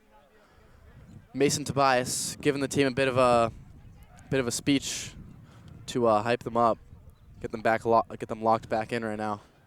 You know, he's injured right now, but he's a great leader. He's a great leader for our basketball team also. He's captain too. Right. So, you know, even though he's injured, he's doing a great job of leading this team. And he's actually having an amazing season. He used to be a pitcher only, but now that he's not able to pitch, he's hitting and he's playing the outfield. Unfortunately, I mean, right now he's obviously not. He's injured, but I believe he's hitting like 400, something like that. Do you know? He's hitting like I'm not quite sure. He's hitting something crazy like 400, 450. So, you know, he's having a great season. So Stanton remains on the mound. We saw some bullpen action from the Falcons. We also had a math test in there today, and I think he cooked. I think he did pretty good on it. Did well, okay. Good Yeah. for him. So shout him out. Shout out Drewski. Drewski pulling up. Drew Hill. Shout out to all the fans that are in attendance today. Yeah. I mean, they're all here, obviously, for Cole Landgraf's return, nothing else. Adding to the bumping stew here at Staples Field. You know, everyone gets kava nowadays. I'm not sure the hype. Drewski with the kava? Yeah. Is that? Didn't Shore have kava? I mean, I don't know. I've never gotten kava. I hear stories about the kava poops. I don't know if I'm allowed to say that, but a lot of people talk about how if you eat kava, you get bad things. Bad things happen to your stomach. So okay. Yeah. Never know. I've kind of strayed away from getting it. I'm maybe it's a bit too healthy for me too. Right. Okay. But I mean, looks like Drewski is loving it right now. He's digging it. So Stanton back on the mound for the bottom of the 5th, tied up at 6. And Brill leads off this inning. First pitch is foul to left and far, out of play, brings up 0-1. Also, Thomas, I want to give a little update of the rugby game going on right now. Yeah. Right at Paul Lane Field over there. I know you love Paul Lane Field, right? It's tied 7-7. So, shout out to the Staples rugby team right now. Second pitch foul to the dugout, out of play, of course. 0-2 the count now to Brill. I see Mark Kelly warming up in the bullpen over there for Staples. Yeah, I heard in radio today that he might come in. And since Schlegelmilch came out slightly early and Snow came in, definitely a possibility. Is he in your radio class? He is in my radio class. He's awesome. 0-2 to Brill. This one, the same thing. 3 straight foul balls for Connor Brill. I mean, I think they're probably going to have Snow pitch at least the next inning. I think he'll take the 6 for sure. Yeah, they gotta think about that. You know, like you said earlier, they have a big game against Trumbull on Monday. Another great team in the FCAC. So you can't just be, throwing all your arms during this game.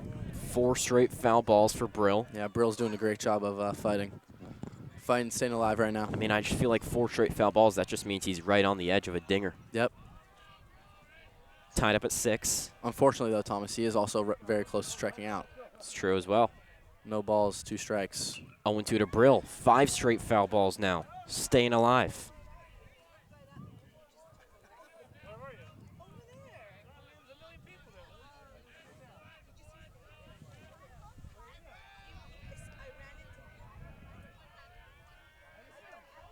Oh, and 2 to Brill. This one outside for the first ball of the at-bat. Nice take there from Brill, able to lay off after, all those foul balls. 1-2 to Brill. This one is sent high into left. Play is made, Brill is out, and that goes for the first out of the bottom of the 5th. Fonseca makes the play. I think, that play was pretty underrated in difficulty. We have the sun right behind us, so I think the sun was probably right in his eyes there. Yeah, but definitely. Fonseca's able to make the play and get the first out of the inning. So here comes Nolan Walters. I think that could be a factor we got to watch out for, Thomas, the sun. Yeah. And the wind. I mean, the wind has died down a little bit as we continue through this game, but definitely both 2 factors that could have an effect. Tied up at 6. Walters, swing and a miss on the first pitch of the at-bat, brings up 0-1. 1 out.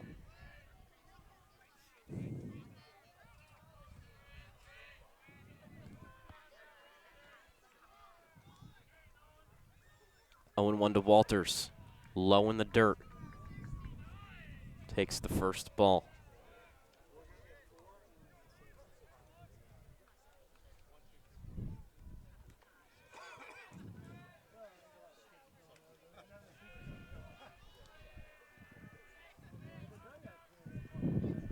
One and 1 to Walters. Another pitch high. Brings up 2-1. Like we mentioned, Staples will go on to play Trumbull if they can beat Ludlowe here. It's a lot of momentum going into another top contender of the FCAC. Yeah, you'd really like to see the Staples bats kind of come alive right now. Like we said, since that second inning, they've kind of died down. they've been close to scoring, but they just haven't been able to put any runs over the plate. Momentum is completely in the Ludlowe Falcons' favor. 3-1 to Walters. Drills one into center. Play will be tough. Play is made. It's a tough catch for Stotler, but he makes the catch, and Walters is out on his at-bat. It brings up 2 outs in the bottom of the 5th. Cole Stotler, what an acrobatic play. Yeah, that was very unfortunate there for Nolan. That was beautifully hit ball, amazing. And if that drops, that could easily be a double. Yeah, it could have been a double, but Stotler was able to track it down. Once again, they're making good swings, putting themselves in good positions, but just nothing seems to be working out in the Wreckers' favor right now. So here comes Jacob. 1-0, 2 outs. Hard swing, hard pitch. It's a swing and a miss for Jack Jacob. 1-1 the count. This one in the dirt. Big Blue takes ball 2. It's kind of a bar. Kind of a bar. It's kind of what I do.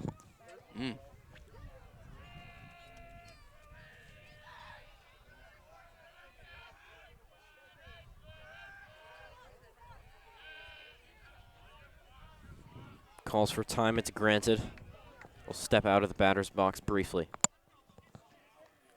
Staples Rugby now up 13-7. Do we know the results of the Staples girls lacrosse game? Yeah, they lost 14-3.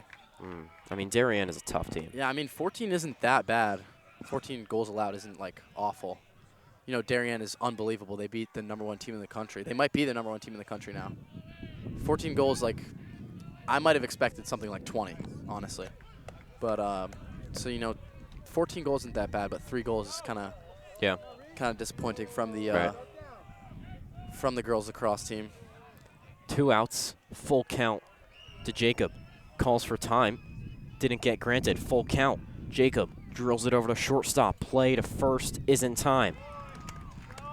And it's 3 straight easy outs for the Falcons. And Staples can't quite get their bats to rally. Yeah, Ludlowe continues to hold on to the momentum. Yeah, that Darien girls lacrosse team, by the way, they're Talented. They're gross, man. I feel like the past 10 years they've been extremely good at girls lacrosse specifically. Staples boys lacrosse, however, took a tough loss to Darien on Wednesday. I believe the next game for Staples lacrosse is at UMass the college. It's tomorrow. Tomorrow at UMass. Is it at UMass? It is at UMass. Oh, yeah, I did hear about that, yeah. So I'm not going to lie, I don't think we're going to have any WWPT coverage for that game. Unfortunately, we don't have anybody willing to make the trip to UMass. You don't want to go call it? Do we not have any, associates just situated out in Massachusetts? No, unfortunately. That's unfortunate. Yeah. Is Charlie Scott near UMass? Maybe he could drive out there? UMass, Massachusetts is not very close to. Actually, Charlie Scott's in Utah right now. Oh, really? Yeah. He's home from Syracuse for the summer, but he's out doing some hard work in Utah for the Premier Lacrosse League. Oh, wow. I didn't know the Premier Lacrosse League was situated in Utah. I think, what they do is they do they go They around? go around and everybody travels together. But the boys lacrosse team, they're playing Bishop Gorton. I don't know how good they are. They sound like they're probably good. Right. They're like a private Catholic school or something like that. So, I mean, I don't know if it's Catholic or I don't really know. It's probably something like that, given that it's a private school. It's a private school, yeah. So they're probably pretty good. I feel like those teams usually tend to recruit well. Staples beat St. John's Prep recently. They played St. Anthony's, so. Yeah, a lot of out-of-state teams. A lot of high-level competition for the Staples Wreckers lacrosse team, and they're performing well this season. Stotler at the plate now. A chance to take the lead is Ludlowe. This is not what you would have expected after Cicero hit a grand slam to make it 6-1 early in the game. Stotler just made an acrobatic play in center field. Now he's at the plate. This pitch is fouled behind. 1-1 the count now. 2 innings to go.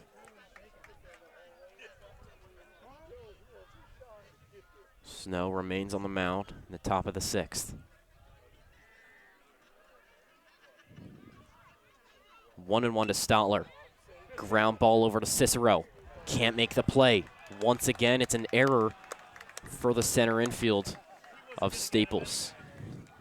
Yeah, I feel like he could have, hustled a bit more, try and cut off the ball a bit earlier because it was difficult. He kind of took a bad angle, I feel like, to the ball. So even if he would have fielded it, it would have been tough to get the throw to first in time. Wow, it's getting chilly. These errors for Staples are just killing them right now. So Stotler on first. Frame at the plate. First pitch swinging. 0-1 the count. Actually, I have a jacket. Wow. On my chair that I'm. Did you bring that jacket? Actually, my mother. Did she bring it for you? Wow. Yeah, my brother did. Thank you. Shout out, Mom. She's having a great performance today. She is. This pitch in the zone. Dettori the plate a second. Cicero just barely gets that one. I mean, if that went past him, Stotler could have taken it to third. Ryan Frame coming off of that home run 2 innings ago, I believe it was. So maybe looking to step up big once again here and put the Ludlowe Falcons ahead.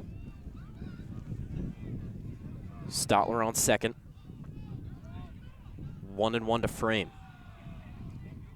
Second ball of the at-bat. Also, that was big by Jules being able to back up that throw. If Jules wasn't able to back up that throw there, that did sail over Nolan Walter's head.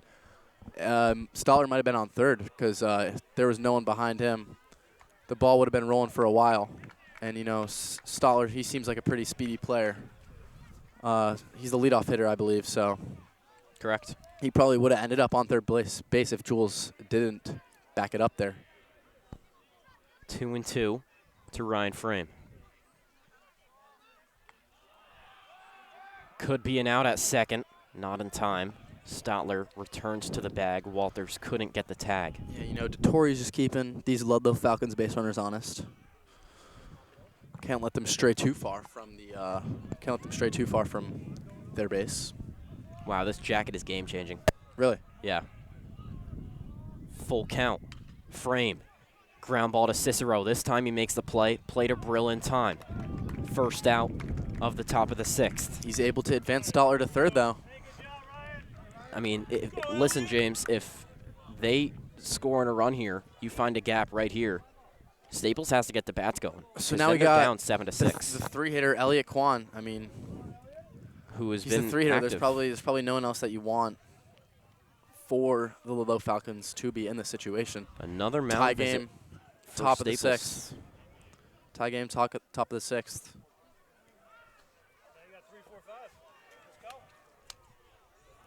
One out for Ludlow, or one out for Staples. And Mark Kelly's coming in. Seems like they're going to be doing a pitching change. Let's go. Yeah, Mark Kelly will be coming in. And number 32 for Staples. Is that Mikey Vizzo? Oh, it will be Mikey Vizzo. Mikey Vizzo. Yeah, because he yeah. Coming in 100%. at third base to replace Mark Kelly. Yeah, I share AP Environmental Science with Mikey Vizzo. AP Environmental Science, and man. he's always talking about. Got to watch out for that. He's class. ready for his moment. This is his moment. Mark Kelly out to the mound. So James, we mentioned it before. Yeah, but I for feel the like viewers that are tuning in, Mark Kelly mentioned in an interview that he just goes out there and has fun. I saw a graphic actually, of Mark Kelly pitching, and his eyes were closed. Oh, okay. He was throwing the ball. He was like delivering the ball, and his eyes were just closed. Right. Okay. So maybe it seems like he does kind of just chuck it, but. Yeah. No, good for him. He's trying to have fun. Seems like he does kind of just chuck it, but, it works, I guess.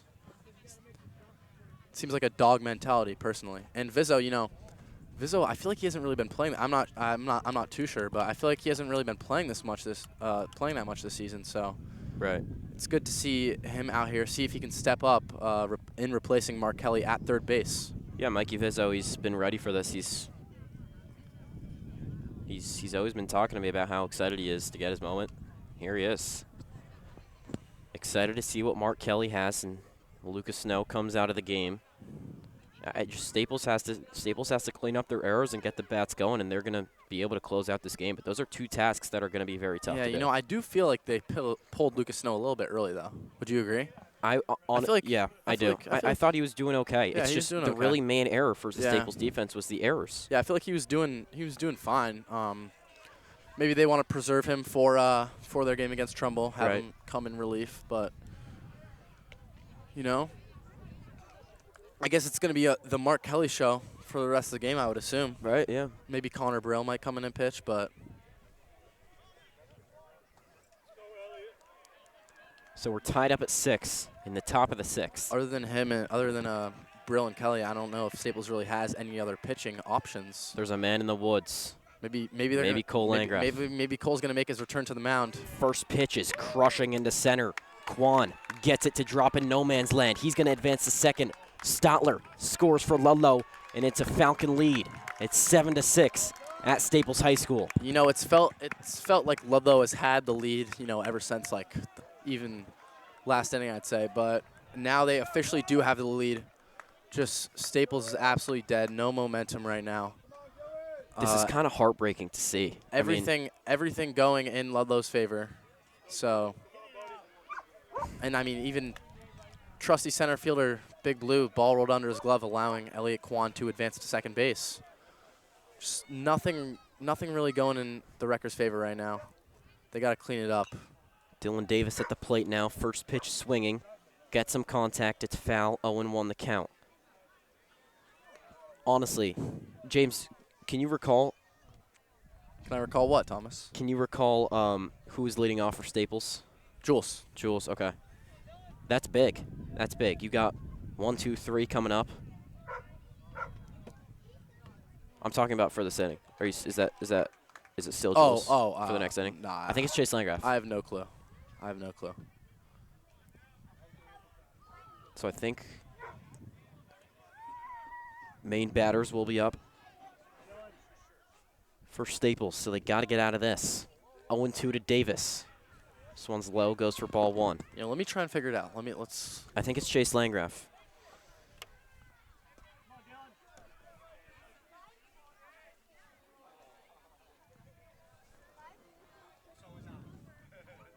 One and 2 to Davis. Ground ball over to first. I guess this one is foul. It is. Brill couldn't make the play. Fair ball. Quan going home. He's safe at the plate. And Davis advances to second. It's a 2-run lead for Ludlowe. And they are rallied up. Brill made the effort to field that grounder down the right field line, but just sneaked past his outstretched glove, and there was absolutely no chance for the Wreckers to get Quan out at home plate. So Ludlowe, you know, just continuing to add to their lead with their momentum. Yeah, no, Staples is in trouble, James, to say the least. Yeah. They've shown absolutely no life since that Jules home run. In the second inning, that was. Cam Collin will come to second base to pinch run. 2-run lead for Staples. We're having some disturbances. I don't know what. Fresh count to Brennan Davis. He launches one into right. It drops. A run may score for Ludlowe. They hold him back at third. Nice throw there from Cole, but Brill isn't able to handle it. Brennan and Davis advances to second. This is not looking good for Staples. Brennan It's Davis just is going downhill. Davis is able to advance second on another mistake by the Wreckers. There was like some disturbances going on. Yeah, I don't know what was happening. I'm not happy with it though. Yeah, it's ridiculous. I think we should be back up and running. Of course. Smoothly now though. So Garriek, first baseman, comes out to the plate. Second and third for the Falcons. By the way, Thomas, Staples Rugby now losing 21-13. It's not what you want to see. It is their senior night, so. Really? Mm-hmm. First pitch to Garriek. He swings and misses. 0-1 the count. You know, I don't have the stat sheet in front of me right now, but I feel like he's been struggling a little bit this game, you know, at the plate. I believe, yeah. Yeah. I agree. So maybe he can, I mean, all the momentum is in the Falcons' favor right now, so maybe he can switch that up. Garriek, ground ball to Cicero. Play at the plate. He's out. Nice job there from Jules, able to get the runner out at home. I believe that was Cam calling a pinch runner. Yeah, it was. Correct. Cam calling a pinch runner there. But Jules able to field the ball cleanly, make the throw to home plate. So 2 outs now. See if Kelly can limit the damage as Ryan Love comes up to bat. 2-run lead for the Falcons now. Tables have turned. Corners. First and third for the Falcons as well. Fresh count pitch. Could be a score. It's another run for Ludlowe. Brennan Davis steals home plate. And it's a 3-run lead for the Falcons. Not looking good for Staples whatsoever. And I mean, other than pitchers, unless you bring Bruce back out, you got nothing. Is that legal? I don't think it is. Actually, I'm not sure. I'm not going to say I don't think it is. I'm going to say I'm pretty sure it's not. Okay. Staples just has to get out of this and then get the bats going. Yeah, Paul DeTore not happy with himself letting that pass ball by. They've had 2 runs off of pass balls, or maybe 3. Right.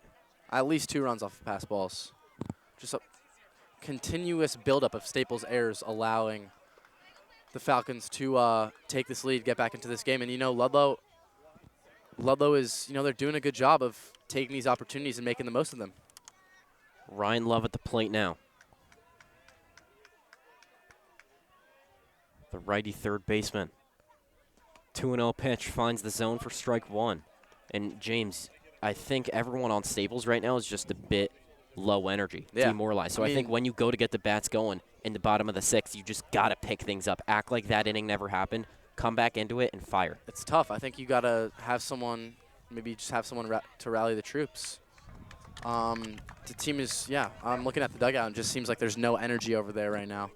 So they're going to need some to create the rally that they do need to get back in this game. 2-2 to Ryan Love. Garriak on second. This one's in the zone for strike 3. Nice so Mark pitch there Kelly from Mark Kelly. Finds the zone on a 2-2 count, and Staples has a not very good inning. 3 runs scored in the top of the 6th for Ludlowe. Yeah, Love didn't seem to think that was a strike, but I think it was in there. Nice pitch from Mark Kelly, able to get out of it, but not before Ludlowe was able to score 3 runs, taking the lead. It's been all Ludlowe, you know. They're continuing to keep the bats going, convert on these mistakes, on these Staples mistakes, Staples errors, Staples miscues. So we'll see if, you know, the Wreckers can combat that with a little rally of their own. They only got 2 innings left. And Reed continuing to pitch. I mean, he's getting pretty deep in this game now. I know he's been doing pretty well since the second inning, but I mean, he can only throw so many pitches. Yeah, I'm shocked he's still out here. Especially considering that he threw on Wednesday and his alleged injuries. But, you know, he's fighting through it. He's been doing a great job. It is really surprising, but props to him for doing so. Yeah, and I think, like we said earlier, he's kind of taking up this new role of, like, being the main guy, being the lead pitcher. So he's kind of delivering when his team needs him.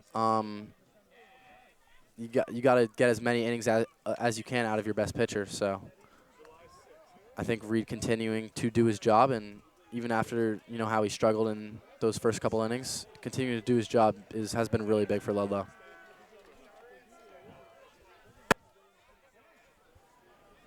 So Stanton and the Falcon defense talk things over one last time before heading into the bottom of the 6th. This is a big one. Chase Landgraf, the first at-bat of it. After this, we're back to the top of the order. You were correct, by the way, right? I was. Yeah, nice. Fresh count to Chase Landgraf. Takes ball 1. This one high and inside. 1-0 count.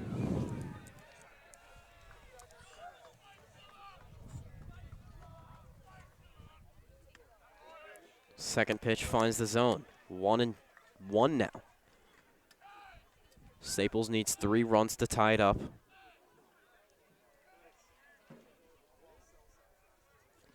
1-1 to Landgraf. Ground ball over to second.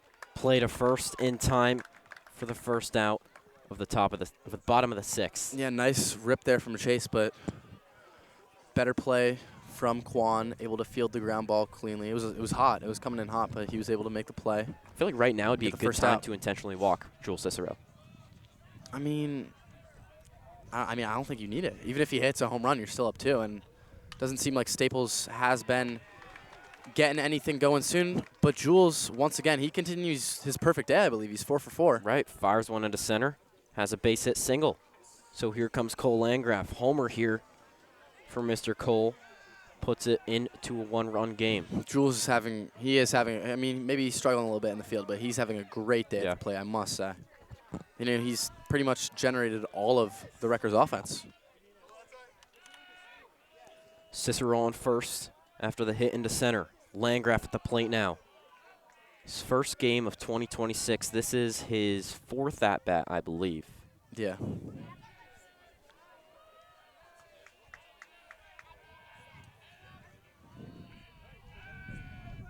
One 1-0 to the older Landgraf. Takes strike 1, brings up 1-1 count.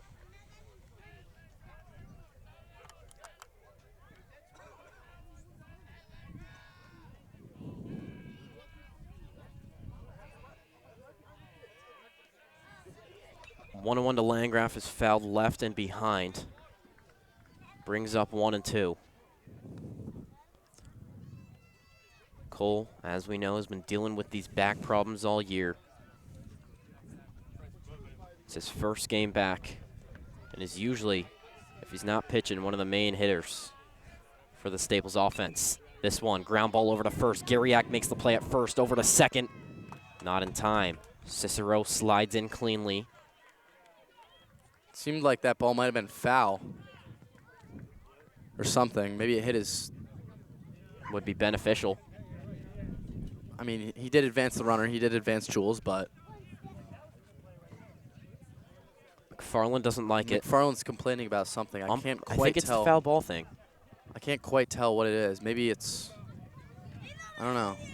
I think it might be catcher interference, honestly. I don't know. He's not happy about something, though. No, he's not. Playing with fire a little bit, but that's tense. That's the second out for Ludlowe, so, you know, if they're able to. But you were right. Yeah, Cicero advances, find a gap, score a run. If they're able to get out of this, though, they'll leave Staples with 1 chance left. Beautiful. There you go. Vega finds center field. Cicero turning on 3. Gets home with ease. Yeah, 2-run game. Stottler bobbled it a little bit, but I think, you know, with Jules' speed, he probably would have been in there anyway. Nice job there from Vinny Vega, to get an RBI and, you know, kind of maybe help bring the Staples bats back to life.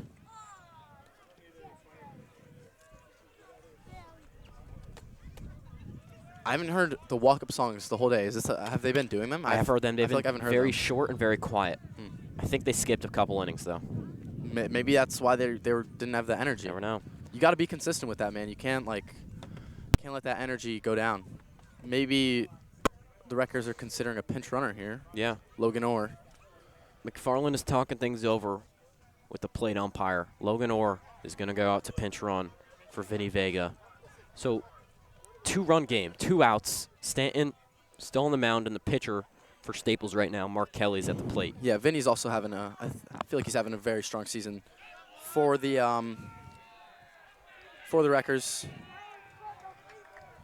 He did a couple great games last year too, I remember, but he's done a great job so far this season. Orr on first. He's a member of my radio class, actually, Thomas. Right, okay. He's a beautiful voice for the radio, actually. Yeah, that's what I've heard, actually. Yeah. Shout out Mr. Hyder. He has told me that before. It's very nice and soothing. 2 outs. Orr on first. 1-0 to Kelly.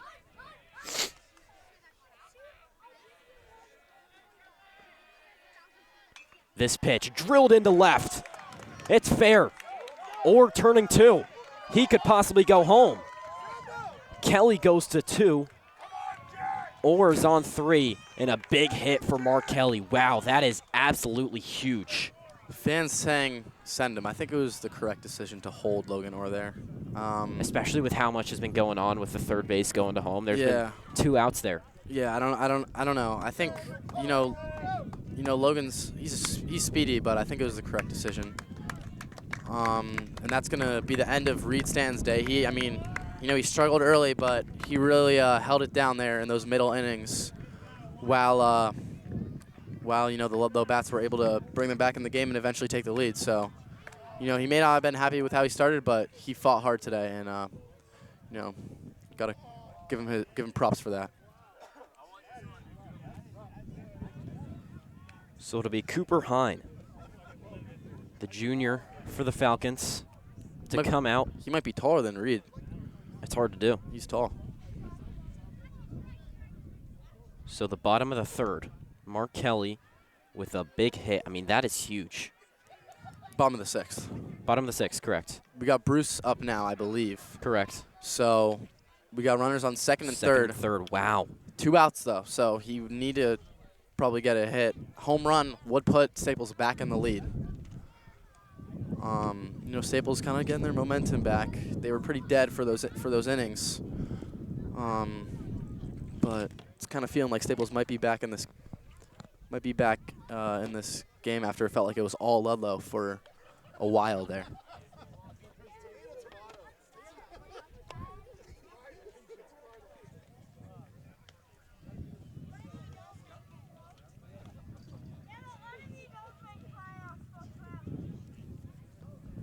Yeah, so it'll be Schlegelmilch for the first at-bat against Hine.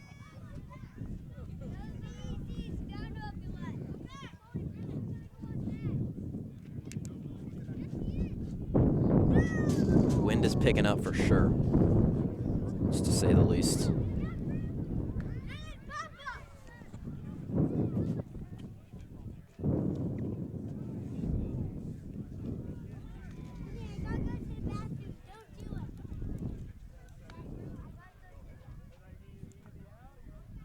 So that's the first run scored since the bottom of the second for Staples. And here we go. Schlegelmilch out to the plate. Logan Orr, the pinch runner, on third. Mark Kelly on second after the big one out into left. That stayed fair. Umpires are talking things over with Ludlowe coaches. It looks like there's some controversy, some tension.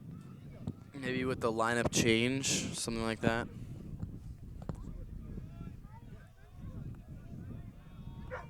Maybe it's something about who's going to be hitting. I don't know. Dylan Davis and Bruce Schlegelmilch having a conversation at the plate. Seems like they sorted it out, though. Yeah. What do you think Dylan Davis and Bruce Schlegelmilch are talking about? Bruce is probably saying, I'm going to get you back for what you did to me in districts. Then he's about to say, watch this. Second and third, find a gap. It's a 1-run game, possibly a 2-run game if Kelly picks up his feet. Big at bat, 2 outs. Need this one for Schlegelmilch.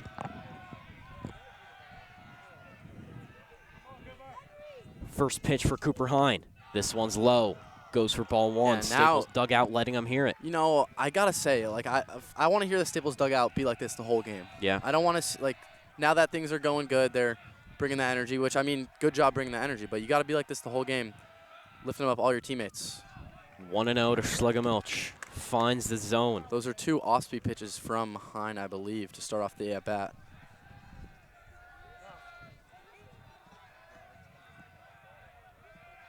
Two outs. Staples down by 2. 1-1 to Schlegelmilch. Swing and a miss. 3 off-speed.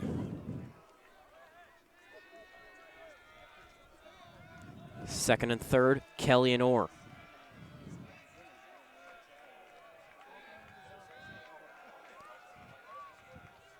Here's the 1-2 pitch. This one's high. Dylan Davis, he was putting his glove up high. He wanted it high. It seemed like, maybe he liked maybe changing Bruce's eyesight, having him see a pitch up high so he can go down low with another off-speed. Nope, he's coming back up high maybe. 2-2 to Schlegelmilch. Did he go? No, I don't think He did not. Wow, that is close. I don't think he did. What is the call? Does it have to? Is like one gets 90 degrees or? Yeah. I don't know. It, like crosses the. I don't think he did go, but. Right. Okay. So 3 know, and 2. I mean, I don't know why they're appealing. By the way, this is just a dumb rule. I don't know why they appeal to the other umpire. He doesn't have a much better of a view, but. 2 outs. Full count. Schlegelmilch fouls one off into the parking lot. My goodness, it's just so close. Right in between 2 cars. Full count? Is it a full count? Full count, James. This is the biggest pitch of the game. I would agree. 2nd and 3rd. Bottom of the 6th. 9-7, Falcons lead. 2 outs. Full count. Hine on Schlegelmilch. Sends one into center. Catch cannot be made. Logan Orr will score, and so will Markelli. Schlegelmilch stays at second, and a big one for Bruce Schlegelmilch, and we're tied up at 9. Bruce is all smiles at second base. That was absolutely ripped. The Staples fans let out a massive cheer. He might have been able to go to 3 there, but I think he's just happy that he was able to level this game at 9. 9-9. Tied, Wow. James. Wow, this is what a game. This has been back and forth. I mean, that was absolutely nuked by Bruce. Way over Cole Stoller's head in center field. And yeah, I think he could have gone to 3rd, but Yeah, no. more importantly, he was able to. I like that decision though, Yeah. because now if Brill finds a gap, possibly he can score, take a 1-run lead. So they're gonna have X pinch run for Bruce. Xavier, I'm not gonna try to pronounce his last name. I don't. It's a tough one. It's a tough one. We'll just call him X or Xavier. Go with X. Yeah, we'll go with X. Try it. Let's try. Shoma Shaker. Yeah, but Maybe. people call him X. Go by Yeah, X. we'll just call him X. He's gonna be pinch running for Bruce. Another speedy senior. So 2 outs, fresh count for Cooper Hine.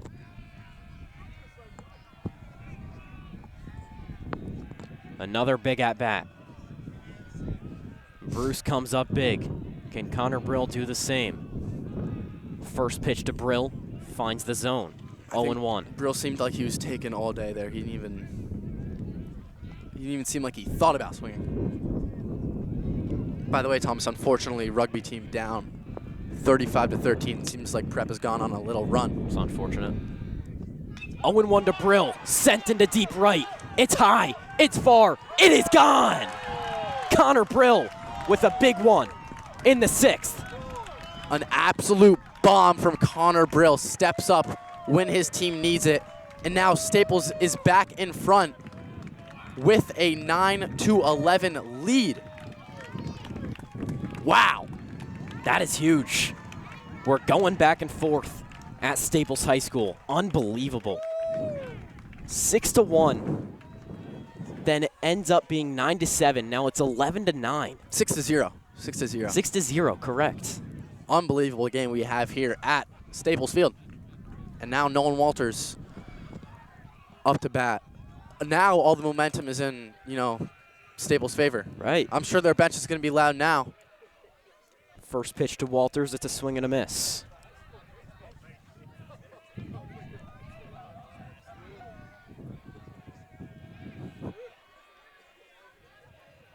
Two outs. 0-1 pitch, Walters takes ball 1. Catcher wanted that one.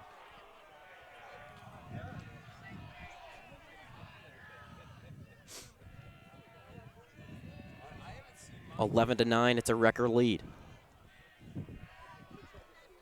1-1 to Walters. Drilled into right center, drops into no man's land. Could be an error. Walters turning one, doesn't go to second, returns to the bag at first. Staples brings back the firing bats in the bottom of the 6th.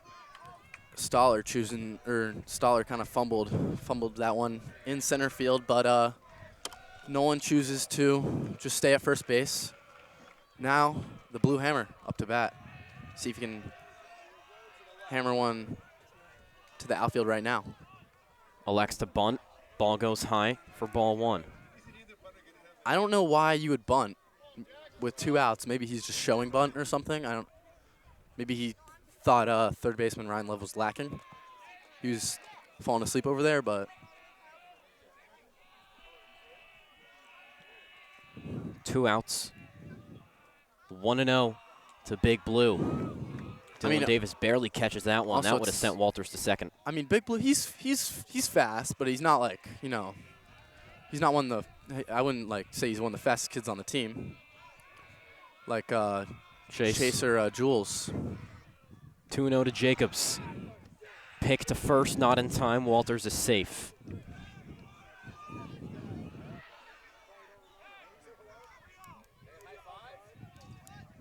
McFarland with a call over Walters. McFarland giving Blue the take sign. I bet you a lot of money he's taking this one. Yep, taking all day. Now McFarland telling him, let's go. He wants to see Big Blue swing the bat here. 3-1, 2 outs. Walters on first. Jacobs at the plate. Here's the 3-1 pitch. This one can't find the zone. Goes for ball 4. And we got first and second with Chase Landgraf coming up to the plate. What an inning this has been. And we're seeing another mound visit. I think the Wreckers have batted it around. They have batted around because we've Chase Landgraf lead it off this inning. Yeah. Nice take there from Big Blue. Able to put runners on first and second. So now we'll see if Chase is able to continue this rally for the Wreckers.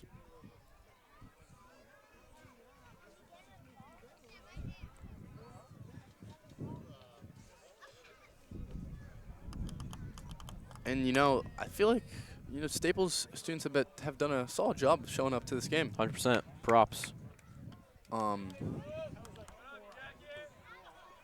This section has definitely grown a lot as this game has continued. Maybe, you know what they were probably doing? They were probably listening to our call, and they were like, wow, this game seems electric. And, right. they were like, you know what, I have to go watch it. That's probably what happened.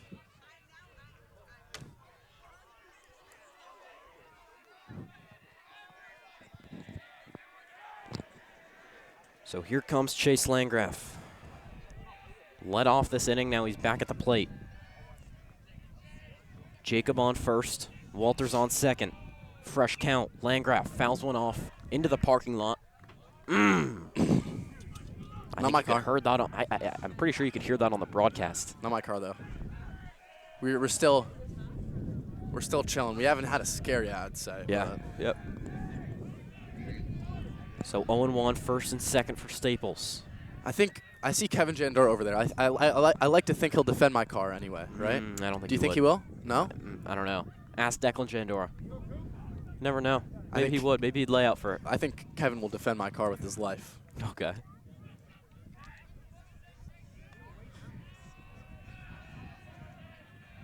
Two-run lead for Staples. First and second in the bottom of the 6th. 2 outs. 0-2 count to Landgraf. Another foul ball. Same thing as the last one. Right under the fence by the Ludlowe dugout. We've seen several home runs tonight, James. What is it, 4? 4, I believe, right? Yeah. Frame hit 1, Brill hit 1, and Jules hit 2, yeah.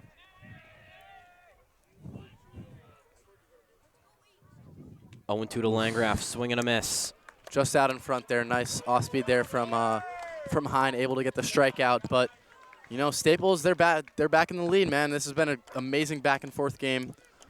Off of the back of Brill's home run, Bruce's massive double to tie the game. So we got a real nail biter here at Staples Field, Thomas. We do have a nail biter. I've called several nail biter games this spring season. Really? Yeah.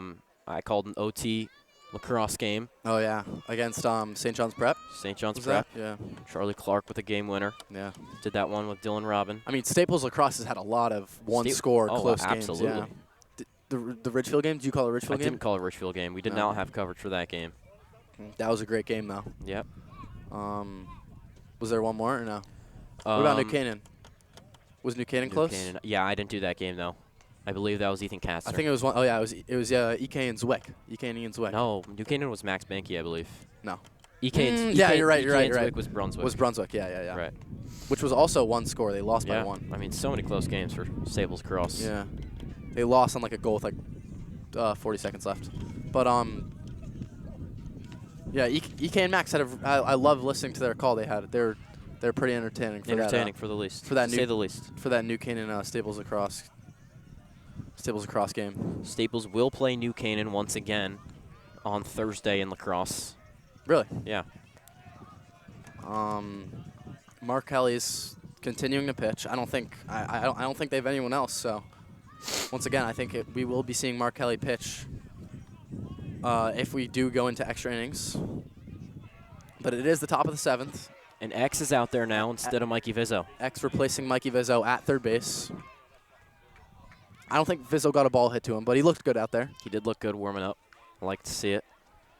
So 3 outs, no run scores, and this game's over.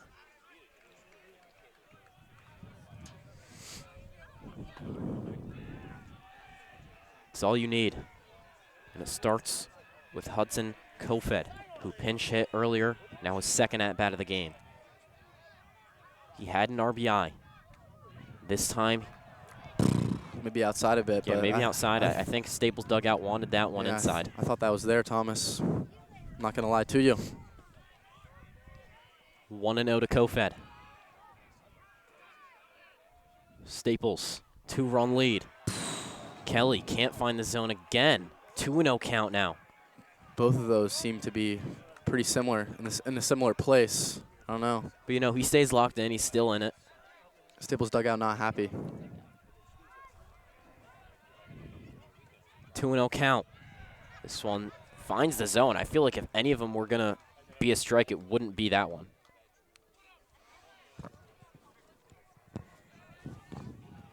So 2-1 to Hudson Kofed. 11-9. Staples still on top.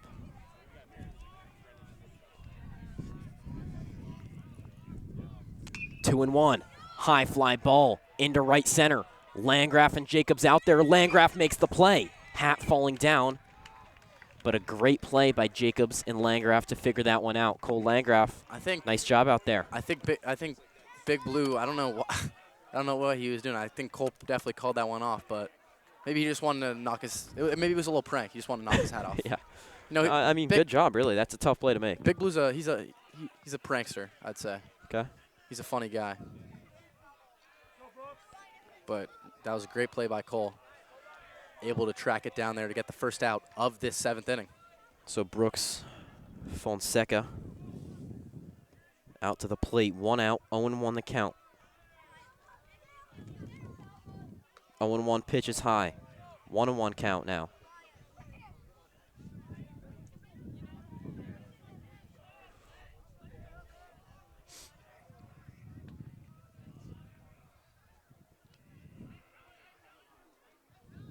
One pitch. Fonseca drives one deep into left center. Jacobs makes the play. That was absolutely ripped by Fonseca, but, you know, the range of Big Blue, man. Range of Big Blue. He's, like I said earlier. That's his territory. He might not seem like he's agile, but he is surprisingly quick, and he was able to get a nice read on that one and make the great play to get the second out of this 7th inning. One more after big plays from Landgraf and Jacob. Yeah, I mean those are both great swings by the Ludlowe batters, but neither of them were able to fall. Great coverage by the Staples outfield. You know, I think maybe the infield has struggled a little bit, but the Staples outfield has done a pretty good job. You know, having a clean slate and making the necessary plays so far today. Top of the order here, Cole Stotler. Stotler, possibly the last batter of this game. That's all over a car. Boy. I just need 2 more strikes. 2 more strikes, and my car doesn't get hit. No, I'm going for your car for the game, actually. Oh, you're going to hit it? I'm just going to try and hit it. Okay, do that. 2 outs. I'll send my people after you. 1-1 to Cole Stotler. Stotler drills one into center. Jacobs, can he make the play? Yes, he can. Can't hit to Big Blue, man. Staples. Beautiful play by Big Blue. Hangs on in an FCAC thriller. James, what a game that was. I mean, it was so back and forth. I think we saw maybe 3 or 4 lead changes in total that game. That's pretty impressive for an FCAC game. I agree, man. Thomas, there's nothing else you could really ask for. Amazing game by both teams. Beautiful back and forth. At the end of the day, Staples able to come out with the win. So a big Connor Brill homer late in the game gives Staples the momentum they needed to come out on top versus the Falcons. It's 11-9, your final from 70 North. I've been Thomas Scott, joined here alongside James Moneyhon. We're going to send it back to the studios of 70 North Ave. Thank you all for joining us. Have a wonderful night.